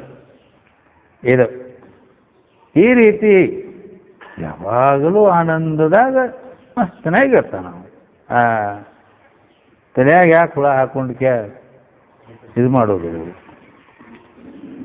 ಅದಕ್ಕೆ ಈ ಶಬ್ದಾದಿ ವಿಷಯಗಳು ಸುಖವೂ ಅಲ್ಲ ದುಃಖನೂ ಅಲ್ಲ, ಕಿಂತು ಪ್ರಾಣಿಗಳ ಬುದ್ಧಿಗೆ ವಿಷಯವಾದರೆ, ಇಷ್ಟ ಬುದ್ಧಿಗೆ ವಿಷಯವಾದರೆ ಸುಖ ಅನ್ನಿಸ್ತತಿ, ಅನಿಷ್ಟ ಬುದ್ಧಿಗೆ ವಿಷಯ ಆದ್ರೆ ದುಃಖ ಆಕತಿ. ಪ್ರತಿಕೂಲ ವೇದನಂ ದುಃಖಂ. ಈ ಸುಖವೆಂದು ತಿಳಿದರೆ ರಾಗ ಆಕೈತೆ. ಅದರ ಇದು ನನಗೆ ಅನುಕೂಲ ಐತಿ, ಇದು ನನಗೆ ಸುಖಕ್ಕೆ ಸಾಧನ ಐತಿ ಅಂತ ಇಟ್ಟು ತಿಳ್ಕೊಂಡ್ರೆ ರಾಗ ಆಕೈತಿ. ಅಂದ್ರೆ ಅದ್ರ ಮೇಲೆ ಪ್ರೀತಿ ಆಕೈತಿ, ಅದು ನನಗೆ ಬೇಕಂತ ಅನಿಸ್ತತಿ. ಹಿಂಗೆ ಮತ್ತ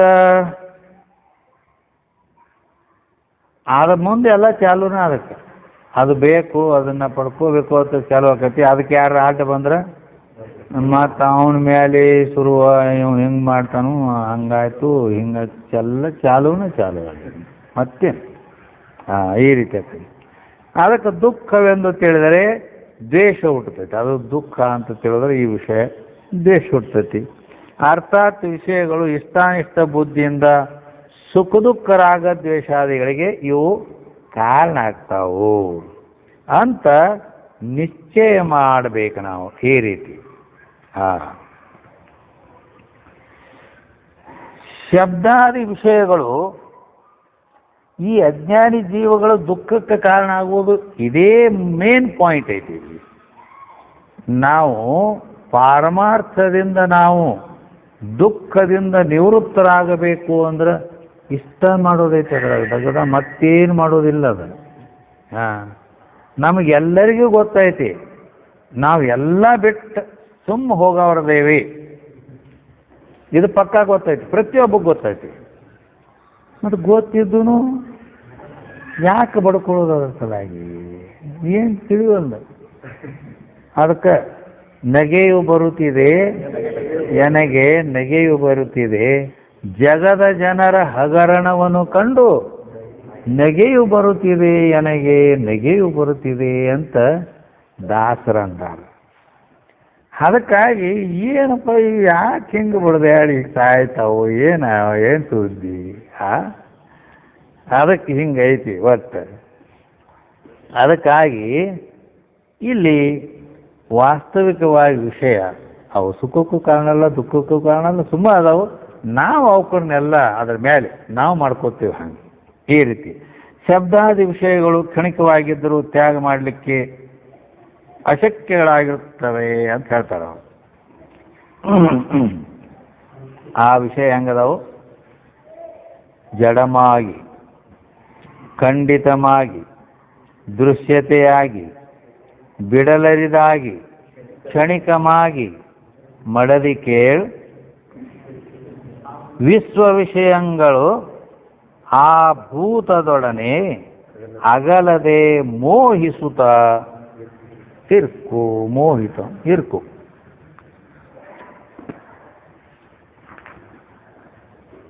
ಅಂದರೆ ಶಬ್ದ ಸ್ಪರ್ಶ ರೂಪ ರಸ ಗಂಧ ಅಂತಕ್ಕಂಥ ಈ 5 ವಿಷಯಗಳು ಏನದಾವಲ್ಲ,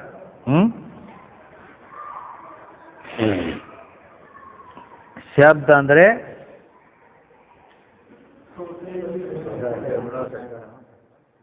ಶ್ರೋತ್ರೇಂದ್ರಿಯ ಗ್ರಾಹ್ಯೋ ಗುಣ ಶಬ್ದ ಅಂತ ಹೇಳಲ್ಪಡ್ತೈತೆ. ಶಬ್ದ ತೆಳ್ಕಣಬೇಕು ಅಂದ್ರೆ ಶ್ರೋತ್ರೇಂದ್ರಿಯ ಗ್ರಾಹ್ಯೋ ಗುಣ ಶಬ್ದ. ಹಿಂಗ ತ್ವಗೇಂದ್ರಿಯ ಗ್ರಾಹ್ಯೋ ಗುಣ ಸ್ಪರ್ಶ, ನೇತ್ರೇಂದ್ರಿಯ ಗ್ರಾಹ್ಯೋ ಗುಣ ರೂಪಂ. ಆಮೇಲೆ ಯಾವ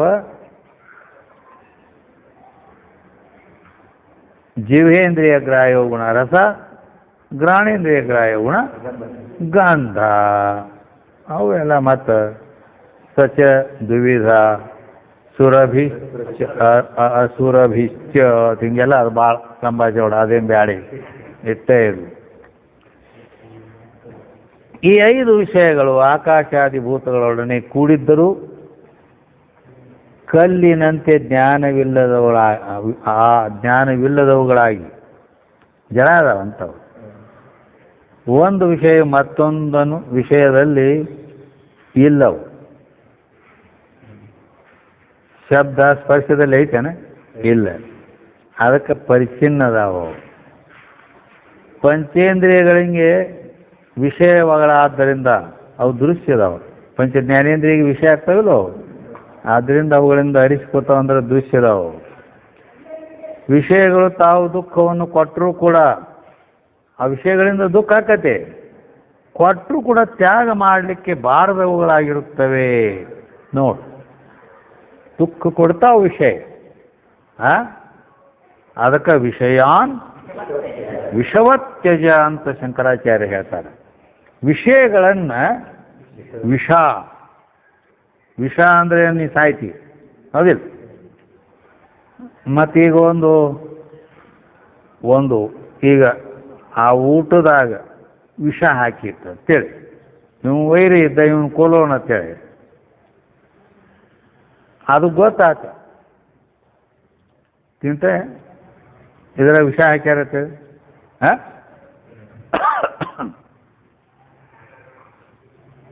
ತಿನ್ನುವುದಿಲ್ಲ.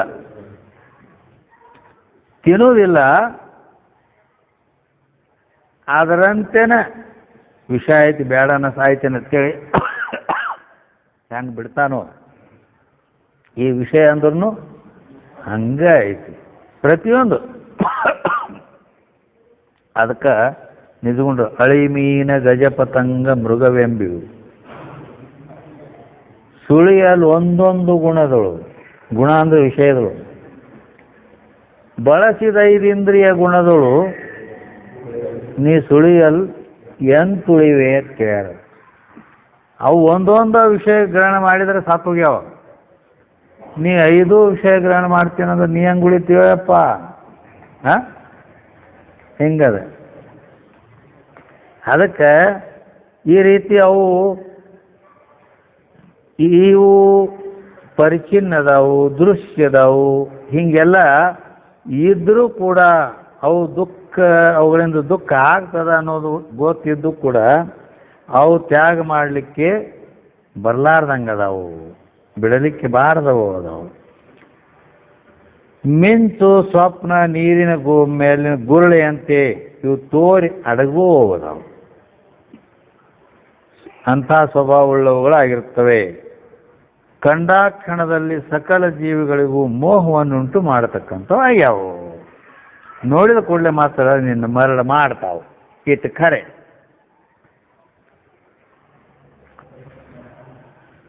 ಕೆಲವು ವಿಷಯಗಳು ಸಚೇತನವಾಗಿ, ಕೆಲವು ಅಚೇತನವಾಗಿ ಇರ್ತಾವು ಅಂತ ಹೇಳ್ತಾರೆ. ತನುವಿನ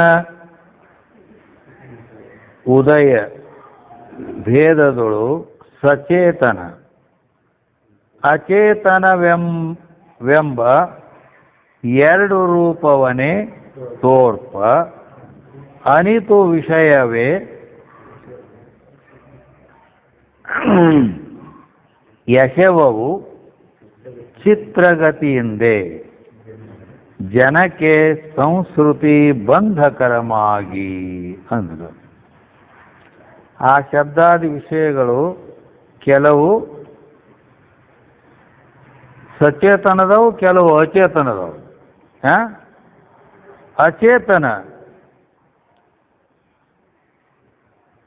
ಕೆಲವು ಅಚೇತನ ಶರೀರಗಳಲ್ಲಿಯೂ ಕೆಲವು ಚೇತನಯುಕ್ತವಾದ ಶರೀರಗಳಲ್ಲಿಯೂ ಕೂಡಿಕೊಂಡು ಇರ್ತಾವೆ. ಒಂದು ವಸ್ತುವಿನಲ್ಲಿ ಇದ್ದ ವಿಷಯ ಮತ್ತೊಂದಕ್ಕಿಂತಲೂ ಭಿನ್ನಗಳಾಗಿರುತ್ತವೆ. ಮತ್ತೊಂದಕ್ಕಿಂತ ಬೇರೆನೇ ಇರ್ತೈತೆ ಅದು. ಅಂದರೆ ಶಬ್ದ, ಸ್ಪರ್ಶ, ರೂಪ ಮೊದಲಾದ ಯಾವ ವಿಷಯಗಳನ್ನು ಎಷ್ಟೇ ಕಂಡ್ರೂ ಒಂದಕ್ಕಿಂತಲೂ ಒಂದು ಬೇರೆನೇ ಅದ. ಅಧಿಕವಾಗಿಯೂ ಮೋಹಕ್ಕೆ ವಿಷಯಗಳಾಗ್ಯಾವ, ಮೋಹವನ್ನುಂಟು ಮಾಡ್ತಾವೆ, ಆಶ್ಚರ್ಯ ರೂಪಗಳಾಗಿರುತ್ತವೆ. ಆದ್ದರಿಂದ ಸಕಲ ಜೀವಿಗಳ ಬುದ್ಧಿವೃತ್ತಿಗಳನ್ನು ತಮ್ಮ ಕಡೆಗೆ ಸೆಳೀತಾವೆ. ಸೆಳಕೊಂಡು ಮೋಹದಲ್ಲಿ ಮುಳುಗಿಸ್ತಾವು. ಜನನ ಮರಣ ರೂಪ ಬಂಧವನ್ನುಂಟು ಮಾಡತಕ್ಕವುಗಳಾಗಿರುತ್ತವೆ. ಹೇಗೆ ವಿಷಯಕ್ಕೆ ಸಿಕ್ಕ ಬಿದ್ದರ ಖಳ, ಅದ್ರಾಗ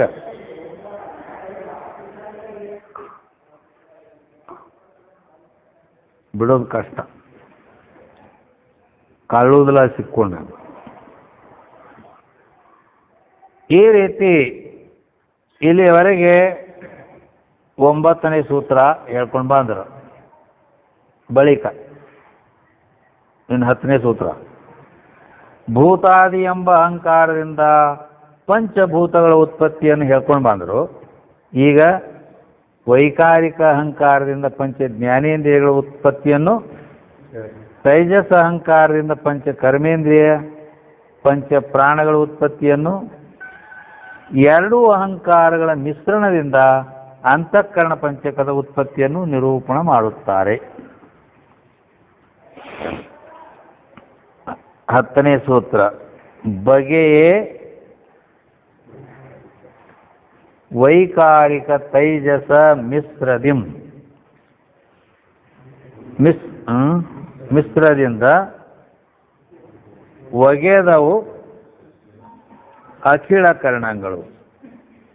ಅಂದ್ರ ವೈಕಾರಿಕ ತೈಜಸ ಮಿಶ್ರದಿಂ ಬಗೆಯೇ ಅಖಿಳ ಕರ್ಣಗಳು ಒಗೆದವು.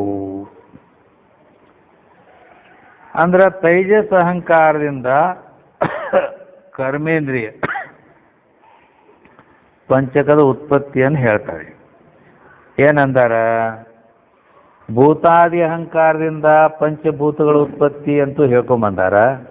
ಈಗ ವೈಕಾರಿಕ ಅಹಂಕಾರದಿಂದ 3 ಅಹಂಕಾರದವು, ವೈಕಾರಿಕ ತೈಜಸ ಭೂತಾದಿ. ಈಗ ಭೂತಾದಿ ಅಂತ ಹೇಳ್ಯಾರ. ಈಗ ವೈಕಾರಿ ಅಹಂಕಾರದಿಂದ ಪಂಚ ಜ್ಞಾನೇಂದ್ರಿಯಗಳು ಹುಟ್ಟುತ್ತಾವು ಅಂತ ಹೇಳ್ತಾರೆ. ಮತ್ತು ತೈಜಸ್ ಅಹಂಕಾರದಿಂದ ಪಂಚ ಕರ್ಮೇಂದ್ರಿಯಗಳು ಪಂಚ ಪ್ರಾಣಗಳು ಹುಟ್ಟುತ್ತಾವು ಅಂತ ಹೇಳವ್ರದಾರ. ಇನ್ನು ಈ ವೈಕಾರಿಕ ಅಹಂಕಾರ, ತೈಜಸ ಅಹಂಕಾರ, ಇವು ಎರಡೂ ಅಹಂಕಾರಗಳ ಕೂಡ್ಕೊಂಡು ಮಿಶ್ರಣದಿಂದ ಅಂತಃಕರಣ ಪಂಚಕ ಹುಟ್ಟುತ್ತೈತಿ ಅಂತ ಹಿಂಗೆ ಹೇಳ್ತಾರೆ. ಈಗ ತೈಜಸ ಅಹಂಕಾರದಿಂದ ಕರ್ಮೇಂದ್ರಿಯ ಪಂಚಕದ ಉತ್ಪತ್ತಿ ಹೇಳ್ತಾರೆ. ತೈಜಸ ಅಹಂಕಾರದಿಂದ ಕರ್ಮೇಂದ್ರಿಯ ಪಂಚಕದ ಉತ್ಪತ್ತಿ. ಭಾಮಿನಿ ವಾಕ್, ಪಾಣಿ, ಪಾದ, ಪಾಯು, ಉಪಸ್ಥ ನಾಮದ ಕರ್ಮೇಂದ್ರಿಯಗಳು ಆ ಮಹಾ ತೈಜಸವೆಂಬ ಅಹಂಕೃತಿಯಿಂದೆ ನೇಮದಿಂದ ಉದಯವಾದವು ನೋಡು ಅಂದರು.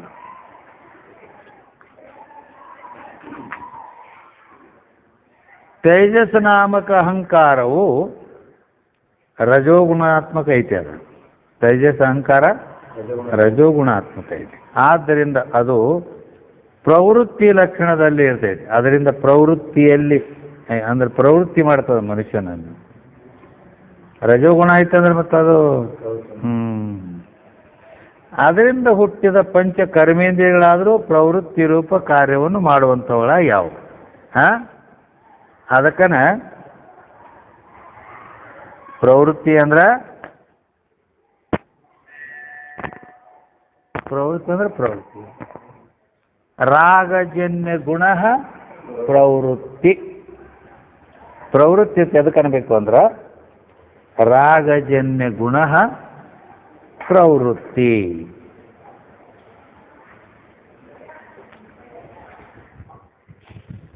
ರಾಗಜನ್ಯ ಗುಣ ಪ್ರವೃತ್ತಿ.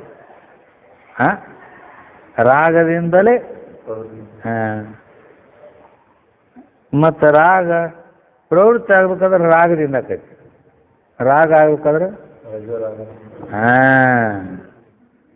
ರಜೋ ರಾಗಾತ್ಮಕಂ ವಿದ್ಯೆ. ರಜೋ ಗುಣದಿಂದ ರಾಗ ಹುಡ್ತದೆ. ವಿಚಾರ ಚಂದ್ರೋದಯ ಮೊದಲಾದ ಗ್ರಂಥಗಳಲ್ಲಿ ಕರ್ಮೇಂದ್ರಿಯಗಳು ಹೆಂಗ್ ಹುಟ್ಟ್ಯಾವು ಗೊತ್ತೈತಿ?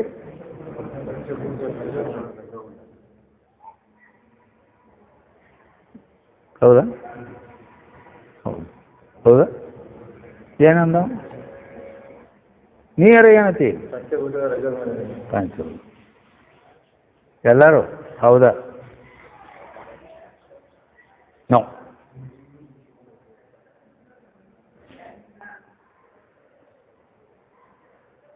ಪಂಚಭೂತಗಳ ರಜೋಗುಣದಿಂದ ಹುಟ್ಟ್ಯಾವ. ಅಪಂಚೀಕೃತ ಭೂತಗಳ ರಜೋಗುಣದಿಂದ ಹುಟ್ಟ್ಯಾವ. ಇದನ್ನ ಹೇಳ್ತೇನೆ. ಏನಂತಾರು? ಯಾವ ಭೂತಗಳ ಪಂಚೀಕರಣವಾಗಿದೆ ಅವಕ್ಕೆ ಪಂಚಭೂತ ಅಂತಾರ. ಯಾವ ಭೂತಗಳ ಪಂಚೀಕರಣ ಆಗಿಲ್ಲ ಅದಕ್ಕೆ ಅಪಂಚೀಕೃತ ಭೂತ ಅಂತಾರೆ. ಆದ್ದರಿಂದ ಅಪಂಚೀಕೃತ ಭೂತದ ರಜೋಗುಣದಿಂದ ಮತ್ತು ಅದನ್ನು ತಪ್ಪ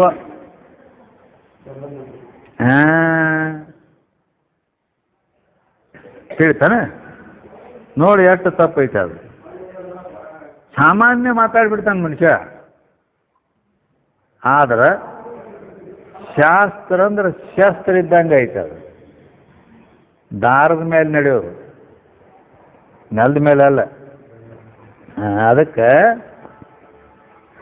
ಅಲ್ಲಿ ಏನಪ್ಪ ಅಂದ್ರೆ ಈ ಕರ್ಮೇಂದ್ರಿಯಗಳ ಉತ್ಪತ್ತಿ ಅಪಂಚೀಕೃತ ಪಂಚಭೂತಗಳ ಇಂದ ಹುಟ್ಟೈತಿ ಕರೆ. ಆ ಒಂದೊಂದು ಭೂತದ ಯಾವ ರಜೋಗುಣದಿಂದ ಒಂದೊಂದು ಇಂದ್ರಿಯ ಹುಟ್ಟ್ಯಾವ. ಇಷ್ಟ ಅದರ ಇಂಟರ್ನಲ್ ಹಿಂಗೈತಿ. ಅರ್ಥಾತ್ ಆಕಾಶದ ರಜೋಗುಣದಿಂದ ಹೋಳಿ ಹುಣ್ಣಿಮೆ ಮಾಡೋದಿದು ಈ ವಾಗೇಂದ್ರಿಯ ಹುಟ್ಟೈತಿ. ತಿಳಿತಾ? ಆಕಾಶದ ರಜೋಗುಣದಿಂದ ವಾಯು ಈ ವಾಕ್ ಹುಟ್ಟೈತಿ. ವಾಯುವಿನ ರಜೋಗುಣದಿಂದ ಪಾಣಿ ಹುಟ್ಟೈತಿ. ಅಗ್ನಿಯ ರಜೋಗುಣದಿಂದ ಪಾದ ಹುಟ್ಟೈತಿ. ಮತ್ತು ಜಲದ ರಜೋಗುಣದಿಂದ ಉಪಸ್ಥಿಂದ್ರಿಯ ಹುಟ್ಟೈತಿ.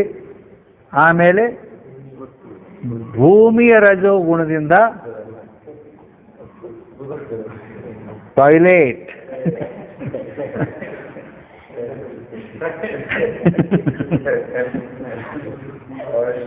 ಅದು ಗುದೇಂದ್ರಿಯ ಹುಟ್ಟೈತಿ. ಈ ರೀತಿ ಅಪಂಚೀಕೃತ ಭೂತಗಳ ಒಂದೊಂದು ಗುಣದಿಂದ ಒಂದೊಂದು ರಜೋಗುಣ ಹುಟ್ಟ್ಯಾವು ಅಂತ ತಿಳ್ಕೋಬೇಕು. ಅಲ್ಲಿ ಹೇಳಿದ್ದ ಇಲ್ಲಿ ಅವರು ಒಂದು ಈ ಮೂರು ಅಹಂಕಾರಗಳನ್ನು ವಿಂಗಡಣೆ ಮಾಡಿ ಹಿಂಗೆ ಹೇಳ್ತಾರೆ. ಅದು ಇಲ್ಲದ ಹೆಂಗೆ ಹೇಳಿದ್ರು ಸರಿನ. ಅದಕ್ಕೆ ಯಾವುದೇ ರೀತಿ ಅದನ್ನು ತಿಳ್ಕೊಂಡು ಅಲ್ಲಗಳದ ಬಿಡಬೇಕು. ಇಷ್ಟದಾಗದ. ಅದಕ್ಕಾಗಿ ಇನ್ನು ಏನು ಮಾಡಿದ್ರು? ಈಗ ಆ ವಾಕ್ಕಾದಿ ಕರ್ಮೇಂದ್ರಿಯಗಳ ವ್ಯಾಪಾರ ಹೇಳ್ತಾರೆ. ಅವು ಹುಟ್ಟಿದ್ದು ಹೇಳಿದ್ರೆ ಇನ್ನು ಅವು ಹುಟ್ಟಿ ಮತ್ತು ಅವು ಏನು ಮಾಡ್ತಾವು ಅದನ್ನು ಹೇಳೋಕ್ಲ.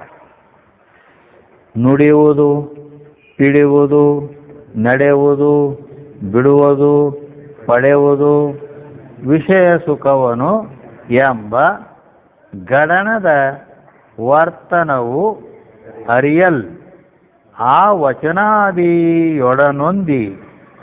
ಪರಿವಿಡಿದಿರ್ಪವು.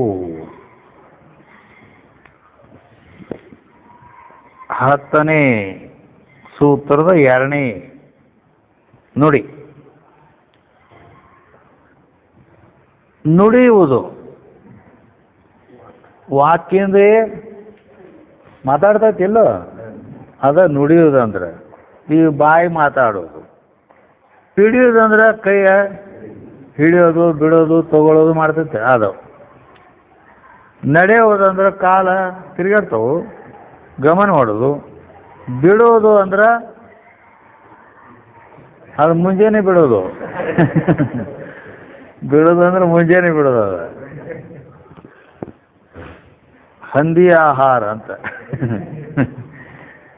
ಹಾ, ಅಂದ್ರೆ ಬಿಡೋದಂದ್ರೆ ಮಲತ್ಯಾಗ ಮಾಡೋದು.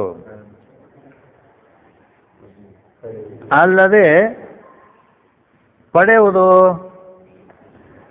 ಪಡೆಯುವುದಂದ್ರೆ ಆ ವಿಷಯ ಸುಖವನ್ನು ಪಡೆದು, ಅಂದ್ರೆ ಆ ಜನನೇಂದ್ರಿಯ ಶಿಸ್ನ ಆ ಸುರತ ಸುಖವನ್ನು ಹೊಂದೋದು ಅನ್ನುವ ಈ ಗಣ ಅಂದ್ರೆ ಸಮೂಹದ ವರ್ತನವು ಅಂದ್ರೆ ನಡುವಿಕೆಯನ್ನು ಅರಿಯಲ್ ವಿಚಾರ ಮಾಡಿದರೆ ಆ ವಚನಾದಿಗಳೊಡನೆ ಹೊಂದಿ, ಅಂದ್ರೆ ಆ ವಾಗಾದಿ ಮೊದಲಾದವುಗಳನ್ನು ಹೊಂದಿಕೊಂಡು ಪರಿವಿಡಿದಿರ್ಪವು, ಅಂದ್ರೆ ಕ್ರಮದಿಂದ ಇವು ಕೂಡ್ಕೊಂಡು ಇರ್ತಾವು. ಯಾವವು? ಕರ್ಮೇಂದ್ರಿಯ. ಕರ್ಮೇಂದ್ರಿಯ ಎದಕ್ಕಂತಾರು? ಕರ್ಮಕಾ ಸಾಧನೇಂದ್ರಿಯ ಕರ್ಮೇಂದ್ರಿಯ, ಅಥವಾ ಕ್ರಿಯಾಕಾ ಸಾಧನೇಂದ್ರಿಯ ಕರ್ಮೇಂದ್ರಿಯ ಅಂತಾರೆ. ಇನ್ನ ಮೂರನೇ ನುಡಿಯಲ್ಲಿ ಪಂಚ ಪ್ರಾಣಗಳು ತೈಜಸ್ ಅಹಂಕಾರದಿಂದ ಉತ್ಪನ್ನಗಳಾಗುತ್ತವೆ ಅಂತ ಹೇಳ್ತಾರೆ. ಪಂಚ ಪ್ರಾಣ ಅವ್ಯಾಂಗ ಹುಟ್ಟದು? ತೈಜಸ್ ಅಹಂಕಾರದಿಂದ ಹುಟ್ಟತಾವು ಅಂತ ಹೇಳ್ಯಾರ.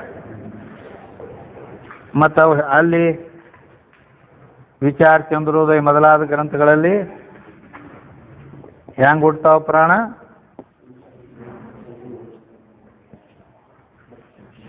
ಈಗ ಸುಮ್ ಕುಂದ್ರದ ಬೇಸಿ ಅಂತೀನಿ. ಮತ್ತೆ ಹೇಳಿ ಮತ್ತೆ ತಪ್ಪನ್ಯಾಗ ಸಿಕ್ಕೊಂಡು ಮತ್ತೆ ಯಾಕೆ ನಾವು ಇದು ಆಗ್ಬೇಕು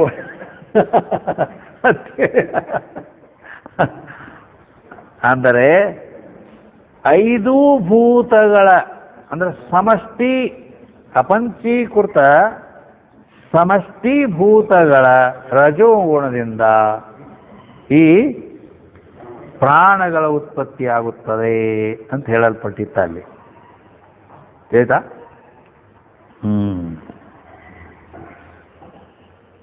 ಅದಕ್ಕೆ ಇಲ್ಲಿ ಇವರು ಹೇಳಿದ್ದು ಒಂದು ಪ್ರಕ್ರಿಯೆವೇನದ ತೈಜಸ್ ಅಹಂಕಾರದಿಂದ ಉತ್ಪನ್ನ ಅಂತ ಹೇಳಿದರು. ಅವು ಯಾವುವು?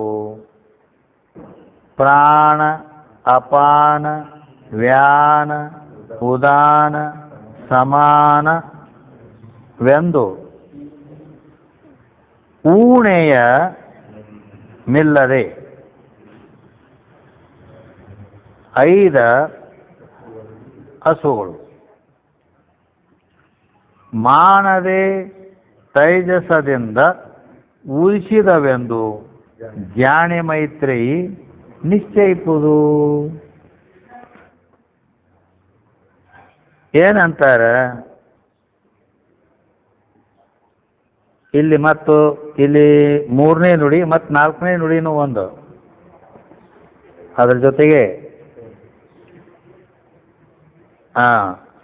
ಧರಿಸಿ ದೇಹವನು ಕಿಟ್ಟವನು ವಿಸರ್ಜಿಸಿ. ಕಿಟ್ ಅಂದ್ರೆ ಅದ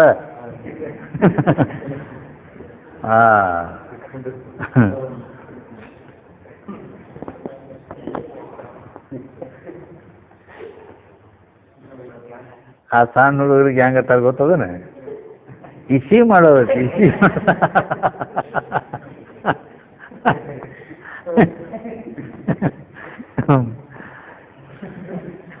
ಧರಿಸಿ ದೇಹವನ್ನು ಕಿಟ್ಟವನ್ನು ವಿಸರ್ಜಿಸಿ ಕರಗಿದ ಅಶನ ರಸವನ್ನು ಪಿರಿದು ಉದ್ಗಾರಿಸಿ ಅನ್ನವನ್ನು ಸಮಭಾಗಿಸಿ ಚರಿಪವು ಆ ಪರಿವಿಡಿದ ಹಸುಗಳು. ಅಂದರೆ ಈಗೇನು 1ನೇ ನುಡಿಯೊಳಗ ಪ್ರಾಣಪಾನ ವ್ಯಾನುದಾನ ಅಂತ ಹೇಳಿದಲ್ಲ, ಪ್ರಾಣವಾಯು ಶರೀರವನ್ನು ಧಾರಣ ಮಾಡಿಕೊಂಡಿರ್ತೈತಿ. ಪ್ರಾಣ ಶರೀರವನ್ನು ಧಾರಣ ಮಾಡ್ಕೊಂಡಿರ್ತೈತಿ. ಅಂದ್ರ ಅರ್ಥಾರ್ಥ ಈಗ ನಾವು ಒಂಟಗಾಲಿನಿಂದನೂ ನಿಂದಿರ್ಬೋದು, ಈಗೊಂದು ಗೊಂಬೆ ಇಟ್ಟೆ ಅಂದ್ರೆ ಅದು ಬೀಳ್ಬೋದು, ಹೌದಲ್ಲ? ಮತ್ತು ನಾವು ಜರ ಅದರ ಇದರಿಂದ ಇದ್ರೆ ನಾವು ಬೀಳ್ತೀವಿ. ಹಾಂ, ಅದರ ಬ್ಯಾಲೆನ್ಸ್ ಹಿಡಿಯೋದು ಪ್ರಾಣ. ಹಿಂಗೈತೆ. ಈ ಶರೀರವನ್ನು ನಿಂದ್ರಿಸೋದು, ಅದನ್ನು ಕಂಟ್ರೋಲ್ ಮಾಡೋದು ಪ್ರಾಣ ಐತೆ. ಧಾರಣ ಮಾಡಿಕೊಂಡಿರ್ತದೆ. ಅಪಾನವಾಯು ಮಲ ತ್ಯಾಗ ಮಾಡೋದು. ಯಾಕ? ಆ ಪ್ರಾಣವಾಯು ಮೇಲ್ಮುಖವಾಗಿ, ಅಪಾನವಾಯು ಕೆಳಮುಖವಾಗಿ ಅದು ವ್ಯವಹಾರ ಅವಕ್ಕೂರು. ವ್ಯಾನವಾಯು ಅನ್ನರಸವನ್ನು ಗ್ರಹಿಸಿ ಶರೀರದಲ್ಲೆಲ್ಲ ತಿರುಗುತ್ತದೆ. ಅಂದರೆ ಸಂಪೂರ್ಣ ಎಲ್ಲ ಕಡೆ ಎಲ್ಲ ನಾಡಿಗೆ ಬಿಡೋದು. ಅದು ಅಲ್ಲಿ ಮೊದಲು ಹೇಳಿದ್ದು ಸಮಾನವಾಯುವಾಗಿ ಕೆಲಸ ಮಾಡ್ತದೆ ಅಂತ ಹೇಳಿದರು. ಇನ್ನು ಸಮಾನವಾಯು ಅನ್ನರಸವನ್ನು ಸರಿಯಾಗಿ ಹಂಚುತ್ತದೆ. ವ್ಯಾನವಾಯು ಅನ್ನರಸವನ್ನು ಗ್ರಹಿಸಿ ಶರೀರದಲ್ಲೆಲ್ಲ ತಿರುಗುತ್ತದೆ. ಅಂದ್ರೆ ವಾಸ್ತವಿಕ ವ್ಯಾನವಾಯು ಶರೀರ ತುಂಬ ವ್ಯಾಪಿಸಿಕೊಂಡಿರ್ತದೆ. ಸಂದುಗಳಿಗೆ ಬಲವನ್ನು ಕೊಡ್ತದೆ. ಅದು ವ್ಯಾನ್. ಸಮಾನವಾಯು ಏನದ? ನಾವು ಊಟ ಮಾಡಿದ ಅನ್ನದ ರಸ ಅಂದ್ರೆ ನಾವು ಉಂಡದ್ದು ಜಠರಕ್ಕೆ ಹೋಗ್ತೈತಿ. ಜಠರದಲ್ಲಿ ಅಗ್ನಿ ಐತಿ, ಒಲಿ. ಅಲ್ಲಿ ಮತ್ತೊಮ್ಮೆ ಅಡಿಗೆ ಹಾಕೈತಿ. ಅದನ್ನು ಮತ್ತೆ ಹೆಂಗ ಕುದಿಸಿ ಪುಂಡಿ ಪಲ್ಯ ಹಿಂಡ್ದಂಗೆ ಹಿಂಡ್ತೈತೆ. ಅದು ಹಿಂಡಿ ಅದ್ರ ರಸ ತಕ್ಕೋತೈತಿ. ತಕ್ಕೊಂಡು ಈ ಟೊಮಾಟೊ ಸೂಪ್ ಹೊತ್ತು ಬರ್ತೈತಲ್ಲ ಹಂಗ ಅದನ್ನ ರಸ ತೆಗೆದು ಆ ರಸ ಅದಕ್ಕೆ ಈ ಪ್ರಾಣವಾಯು ಬಡಿತೈತಿ. ಆ ಪ್ರಾಣವಾಯು ಬಡಿದ ಕೂಡಲೇನ ಆ ಅನ್ನದ ರಸಕ್ಕೆ ಕೆಂಪು ಬಣ್ಣ ಬಂದ್ಬಿಡ್ತೈತಿ. ಎಲಿ ಅಡಿಕೆ ತಿಂದವ್ರದ್ದು ಹೆಂಗ ಬಾಯಿ ಕೆಂಪು ಯಾಕೆ ಆಕೈತಿ? ಬಾಯಿ ಮುಚ್ಚಿ ತಿಂದ್ರೆ ಕೆಂಪು ಆಗುದಿಲ್ಲ. ಬಾಯಾಗ ಹಾಕೊಂಡು ಎಲಿ ತಿಂದು ಹಿಂಗೆ ತುಟಿ ಬಿಚ್ಚೋದಿಲ್ಲ. ಹಿಂಗೆ ಒಳಗ ಮೆಲ್ದ್ರೆ ಅದು ಹೂಗಳು ನೋಡು, ಹಸಿರು ಹೂಗಳು ಬರ್ತೈತಿ. ಯಾಕೆ? ಎಲಿ ಹಸಿರು ಇರ್ತಾವು. ಮತ್ತು ಅದ ಹೂಗಳಿದ್ದು ಸ್ವಲ್ಪ ಗಾಳಿ ಬಡಿತಂದ್ರೆ ಕೆಂಪಾಗಿ ಬಿಡ್ತೈತಿ. ಅದು ಹಂಗೆ ನಮ್ಮ ಊಟ ಮಾಡಿದ ಅನ್ನವನ್ನು ಜಠರಾಗ್ನಿ ಪಚನ ಮಾಡ್ತೈತಿ. ಆಮೇಲೆ ಅದ್ರ ಹಿಂಡಿ ರಸ ತೆಗಿತೈತಿ. ಆ ಸೊಪ್ಪಿ ಕಿಟ್ಟ ಆ ಕಡೆ ಕಳಿಸ್ತೈತಿ. ಈ ರಸ ಈ ಕಡೆ ತಗೊಂಬಂದು ಅದಕ್ಕೆ ಪ್ರಾಣವಾಯು ಬಡಿತೈತಿ. ಬಡದ ಕೂಡ ಕೆಂಪಾಕೈತಿ. ಅದು ಈ ಕಡೆ ರಕ್ತ ಕೋಶಕ್ಕೆ ಕಳಿಸ್ತೈತಿ. ಆ ರಕ್ತ ಕೋಶ ಪಂಪಿಂಗ್ ಮಾಡಿ ಪಂಪ್ ಹೊಡೆದು ಎಲ್ಲ ಆ ಹೊಲದಾಗ ಪೌಡರ್ ಇದು ಹೊಡಿತಾರಲ್ಲ ಎಲ್ಲ ನಾಡಿಗಳಿಗೆ ಇದು ಕಳಿಸ್ತೈತಿ. ಹಿಂಗೆ ವ್ಯವಹಾರ ಐತಿ ಇಲ್ಲಿ. ಅದಕ್ಕೆ ಈ ರೀತಿ ಆ ಅನ್ನದ ರಸವನ್ನು ಸಮಾನವಾಗಿ ಎಲ್ಲ ಕಡೆಗೂ ಹಂಚುತ್ತದೆ.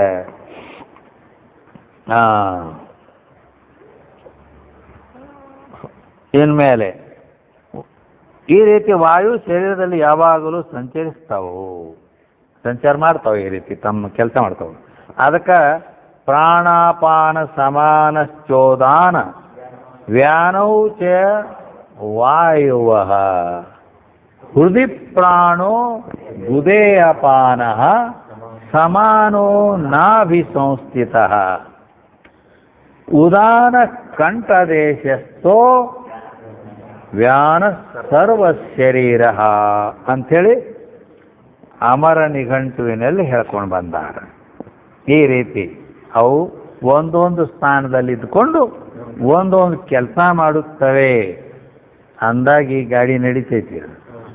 ಹೇಗೆ ಈ 5 ವಾಯುಗಳು ಪ್ರವೃತ್ತಿ ಲಕ್ಷಣದಿಂದ ಕೂಡಿಕೊಂಡಿರ್ತಾವು. ಅದರಿಂದ ತೈಜಸ್ ಅಹಂಕಾರದಿಂದ ಉತ್ಪನ್ನ ಆಗ್ಯಾವು ಅಂತ ನಿಶ್ಚಯ ಮಾಡಬೇಕು. ಯಾಕ? ತೈಜಸ್ ಅಂದ್ರೆ ಅದು ರಜೋಗುಣಾತ್ಮಕ ಐತಿ. ಮತ್ತು ಅದರಲ್ಲಿ ಪ್ರವೃತ್ತಿ ಅನ್ನೋದು ಆ ರಜೋಗುಣದ ಕಾರ್ಯ ಐತಿ.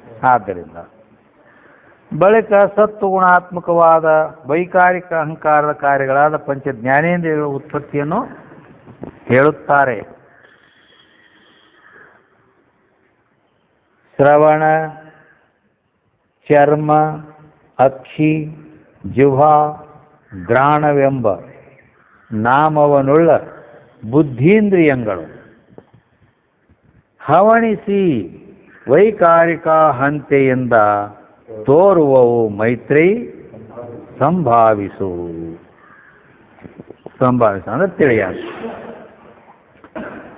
ಶ್ರವಣ ಅಂದ್ರೆ ಕಿವಿ, ಕಣ್ಣು, ಮೂಗು, ನಾಲಿಗೆ, ತೊಗಲು ಅಂದ್ರೆ ಚರ್ಮಗಳೆಂಬ 5 ಅರಿವುಳ್ಳ ಸಾಧನಗಳು ಶಬ್ದಾದಿ ವಿಷಯಗಳನ್ನು ಪ್ರಕಾಶ ಮಾಡುತ್ತಿರುತ್ತವೆ.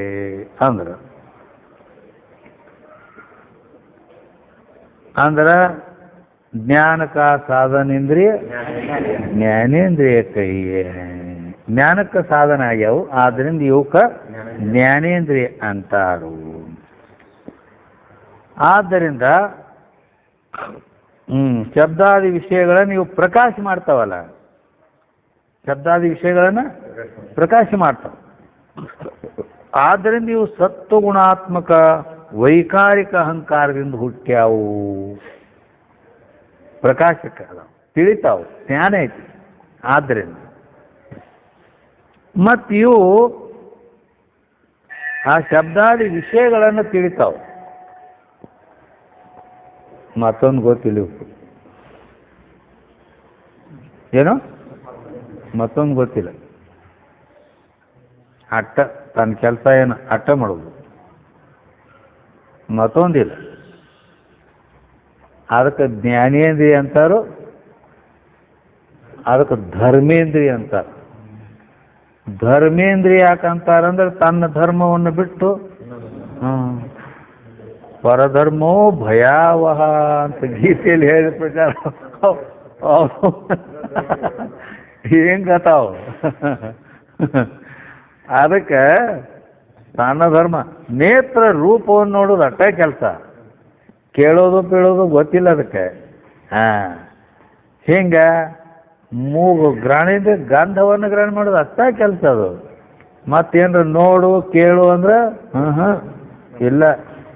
ಆದ್ದರಿಂದ ಅದಕ್ಕೆ ಈ ರೀತಿ, ಅದಕ್ಕಾಗಿ ಅವು ಬರೇ ತಮ್ಮ ಈ ಪಂಚ ಇಂದ್ರಿಯಗಳು ಪಂಚ ವಿಷಯಗಳನ್ನ, ಶಬ್ದ ಸ್ಪರ್ಶ ರೂಪ ರಸಗಂಧ ಅಂತಕ್ಕಂಥ ಪಂಚ ವಿಷಯಗಳನ್ನೇ ಮಾತ್ರ ಅವು ನೋಡ್ತಾವ ಅಂಥೇಳಿ ಕಠೋಪನಿಷತ್ತಿನಲ್ಲಿ ಪರಾಂಚಿ ಖಾನಿ ವ್ಯತೃಣತ್ ಸ್ವಯಂಭೂ ಪರಾಂಗ್ ಪಶ್ಯತಿ ತಸ್ಮಾತ್ ಪರಾಂಗ್ ಪಶ್ಯತಿ ನಾಂತರಾತ್ಮನ್ ಹೀಗೆ ಹೇಳ್ಕೊಂಬಂದಾರ.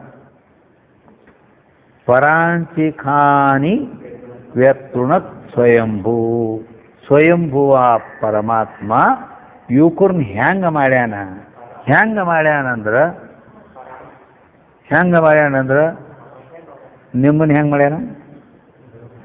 ನಿಮ್ಮ ಮಾರಿ ಈ ಮ್ಯಾಲಿ ಮಾಡ್ಯಾನ. ಆ ದನದು ಪಶುಗಳ ಮಾರಿ ಹೆಂಗ್ ಮಾಡ್ಯಾನ? ಮಾಡ್ಯಾನ. ಹಿಂಗ ಈ ಇಂದ್ರಿಯಗಳನ್ನು ಹೆಂಗ ಮಾಡ್ಯಾನ? ಪರಾಂಗ್ ಪಶ್ಯತಿ, ಪರಾಂಚಿ ಖಾನಿ ವ್ಯತೃಣ ಸ್ವಯಂಭೂ ಪರಾಂಗ್ ಪಶ್ಯತಿ ತಸ್ಮಾತ್ ಪರಾಂಗ್ ಪಶ್ಯತಿ ನಾಂತರಾತ್ಮನ್. ಈ ಕಡೆ ಹಿಂದ್ ಖಾಲಿ ನೋಡಂದ್ರೆ ರಿವರ್ಸ್ ಗೇರ್ ಇಲ್ಲ, ಅದಕ್ಕೆ ಹಿಂದಕ್ಕೆ ನೋಡೋದಿಲ್ಲ, ಮುಂದೆ ನೋಡೋದು. ಹಿಂಗದಾವ. ಅದಕ್ಕೆ ಈ ರೀತಿ ಕಠೋಪನಿಷತ್ತಿನ 2ನೇ ಅಧ್ಯಾಯದೊಳಗೂ ಕೂಡ ಹೇಳ್ಯಾರ. ಆದ್ದರಿಂದ ಈ ಜ್ಞಾನೇಂದ್ರಿಯಗಳ ಬಗ್ಗೆ ಇಲ್ಲಿ ಹೇಳ್ಕೊಂಡು ಬಂದರು. ಏನ್ ಮಾಡಬೇಕು? ಇಲ್ಲಿಗೆ ಇರ್ಲಿ, ಅದಿಲ್ಲ 1.5 ತಾಸ ಬರೋವರಿ. ಅತಿಯಾಗನ ಮಾತದು.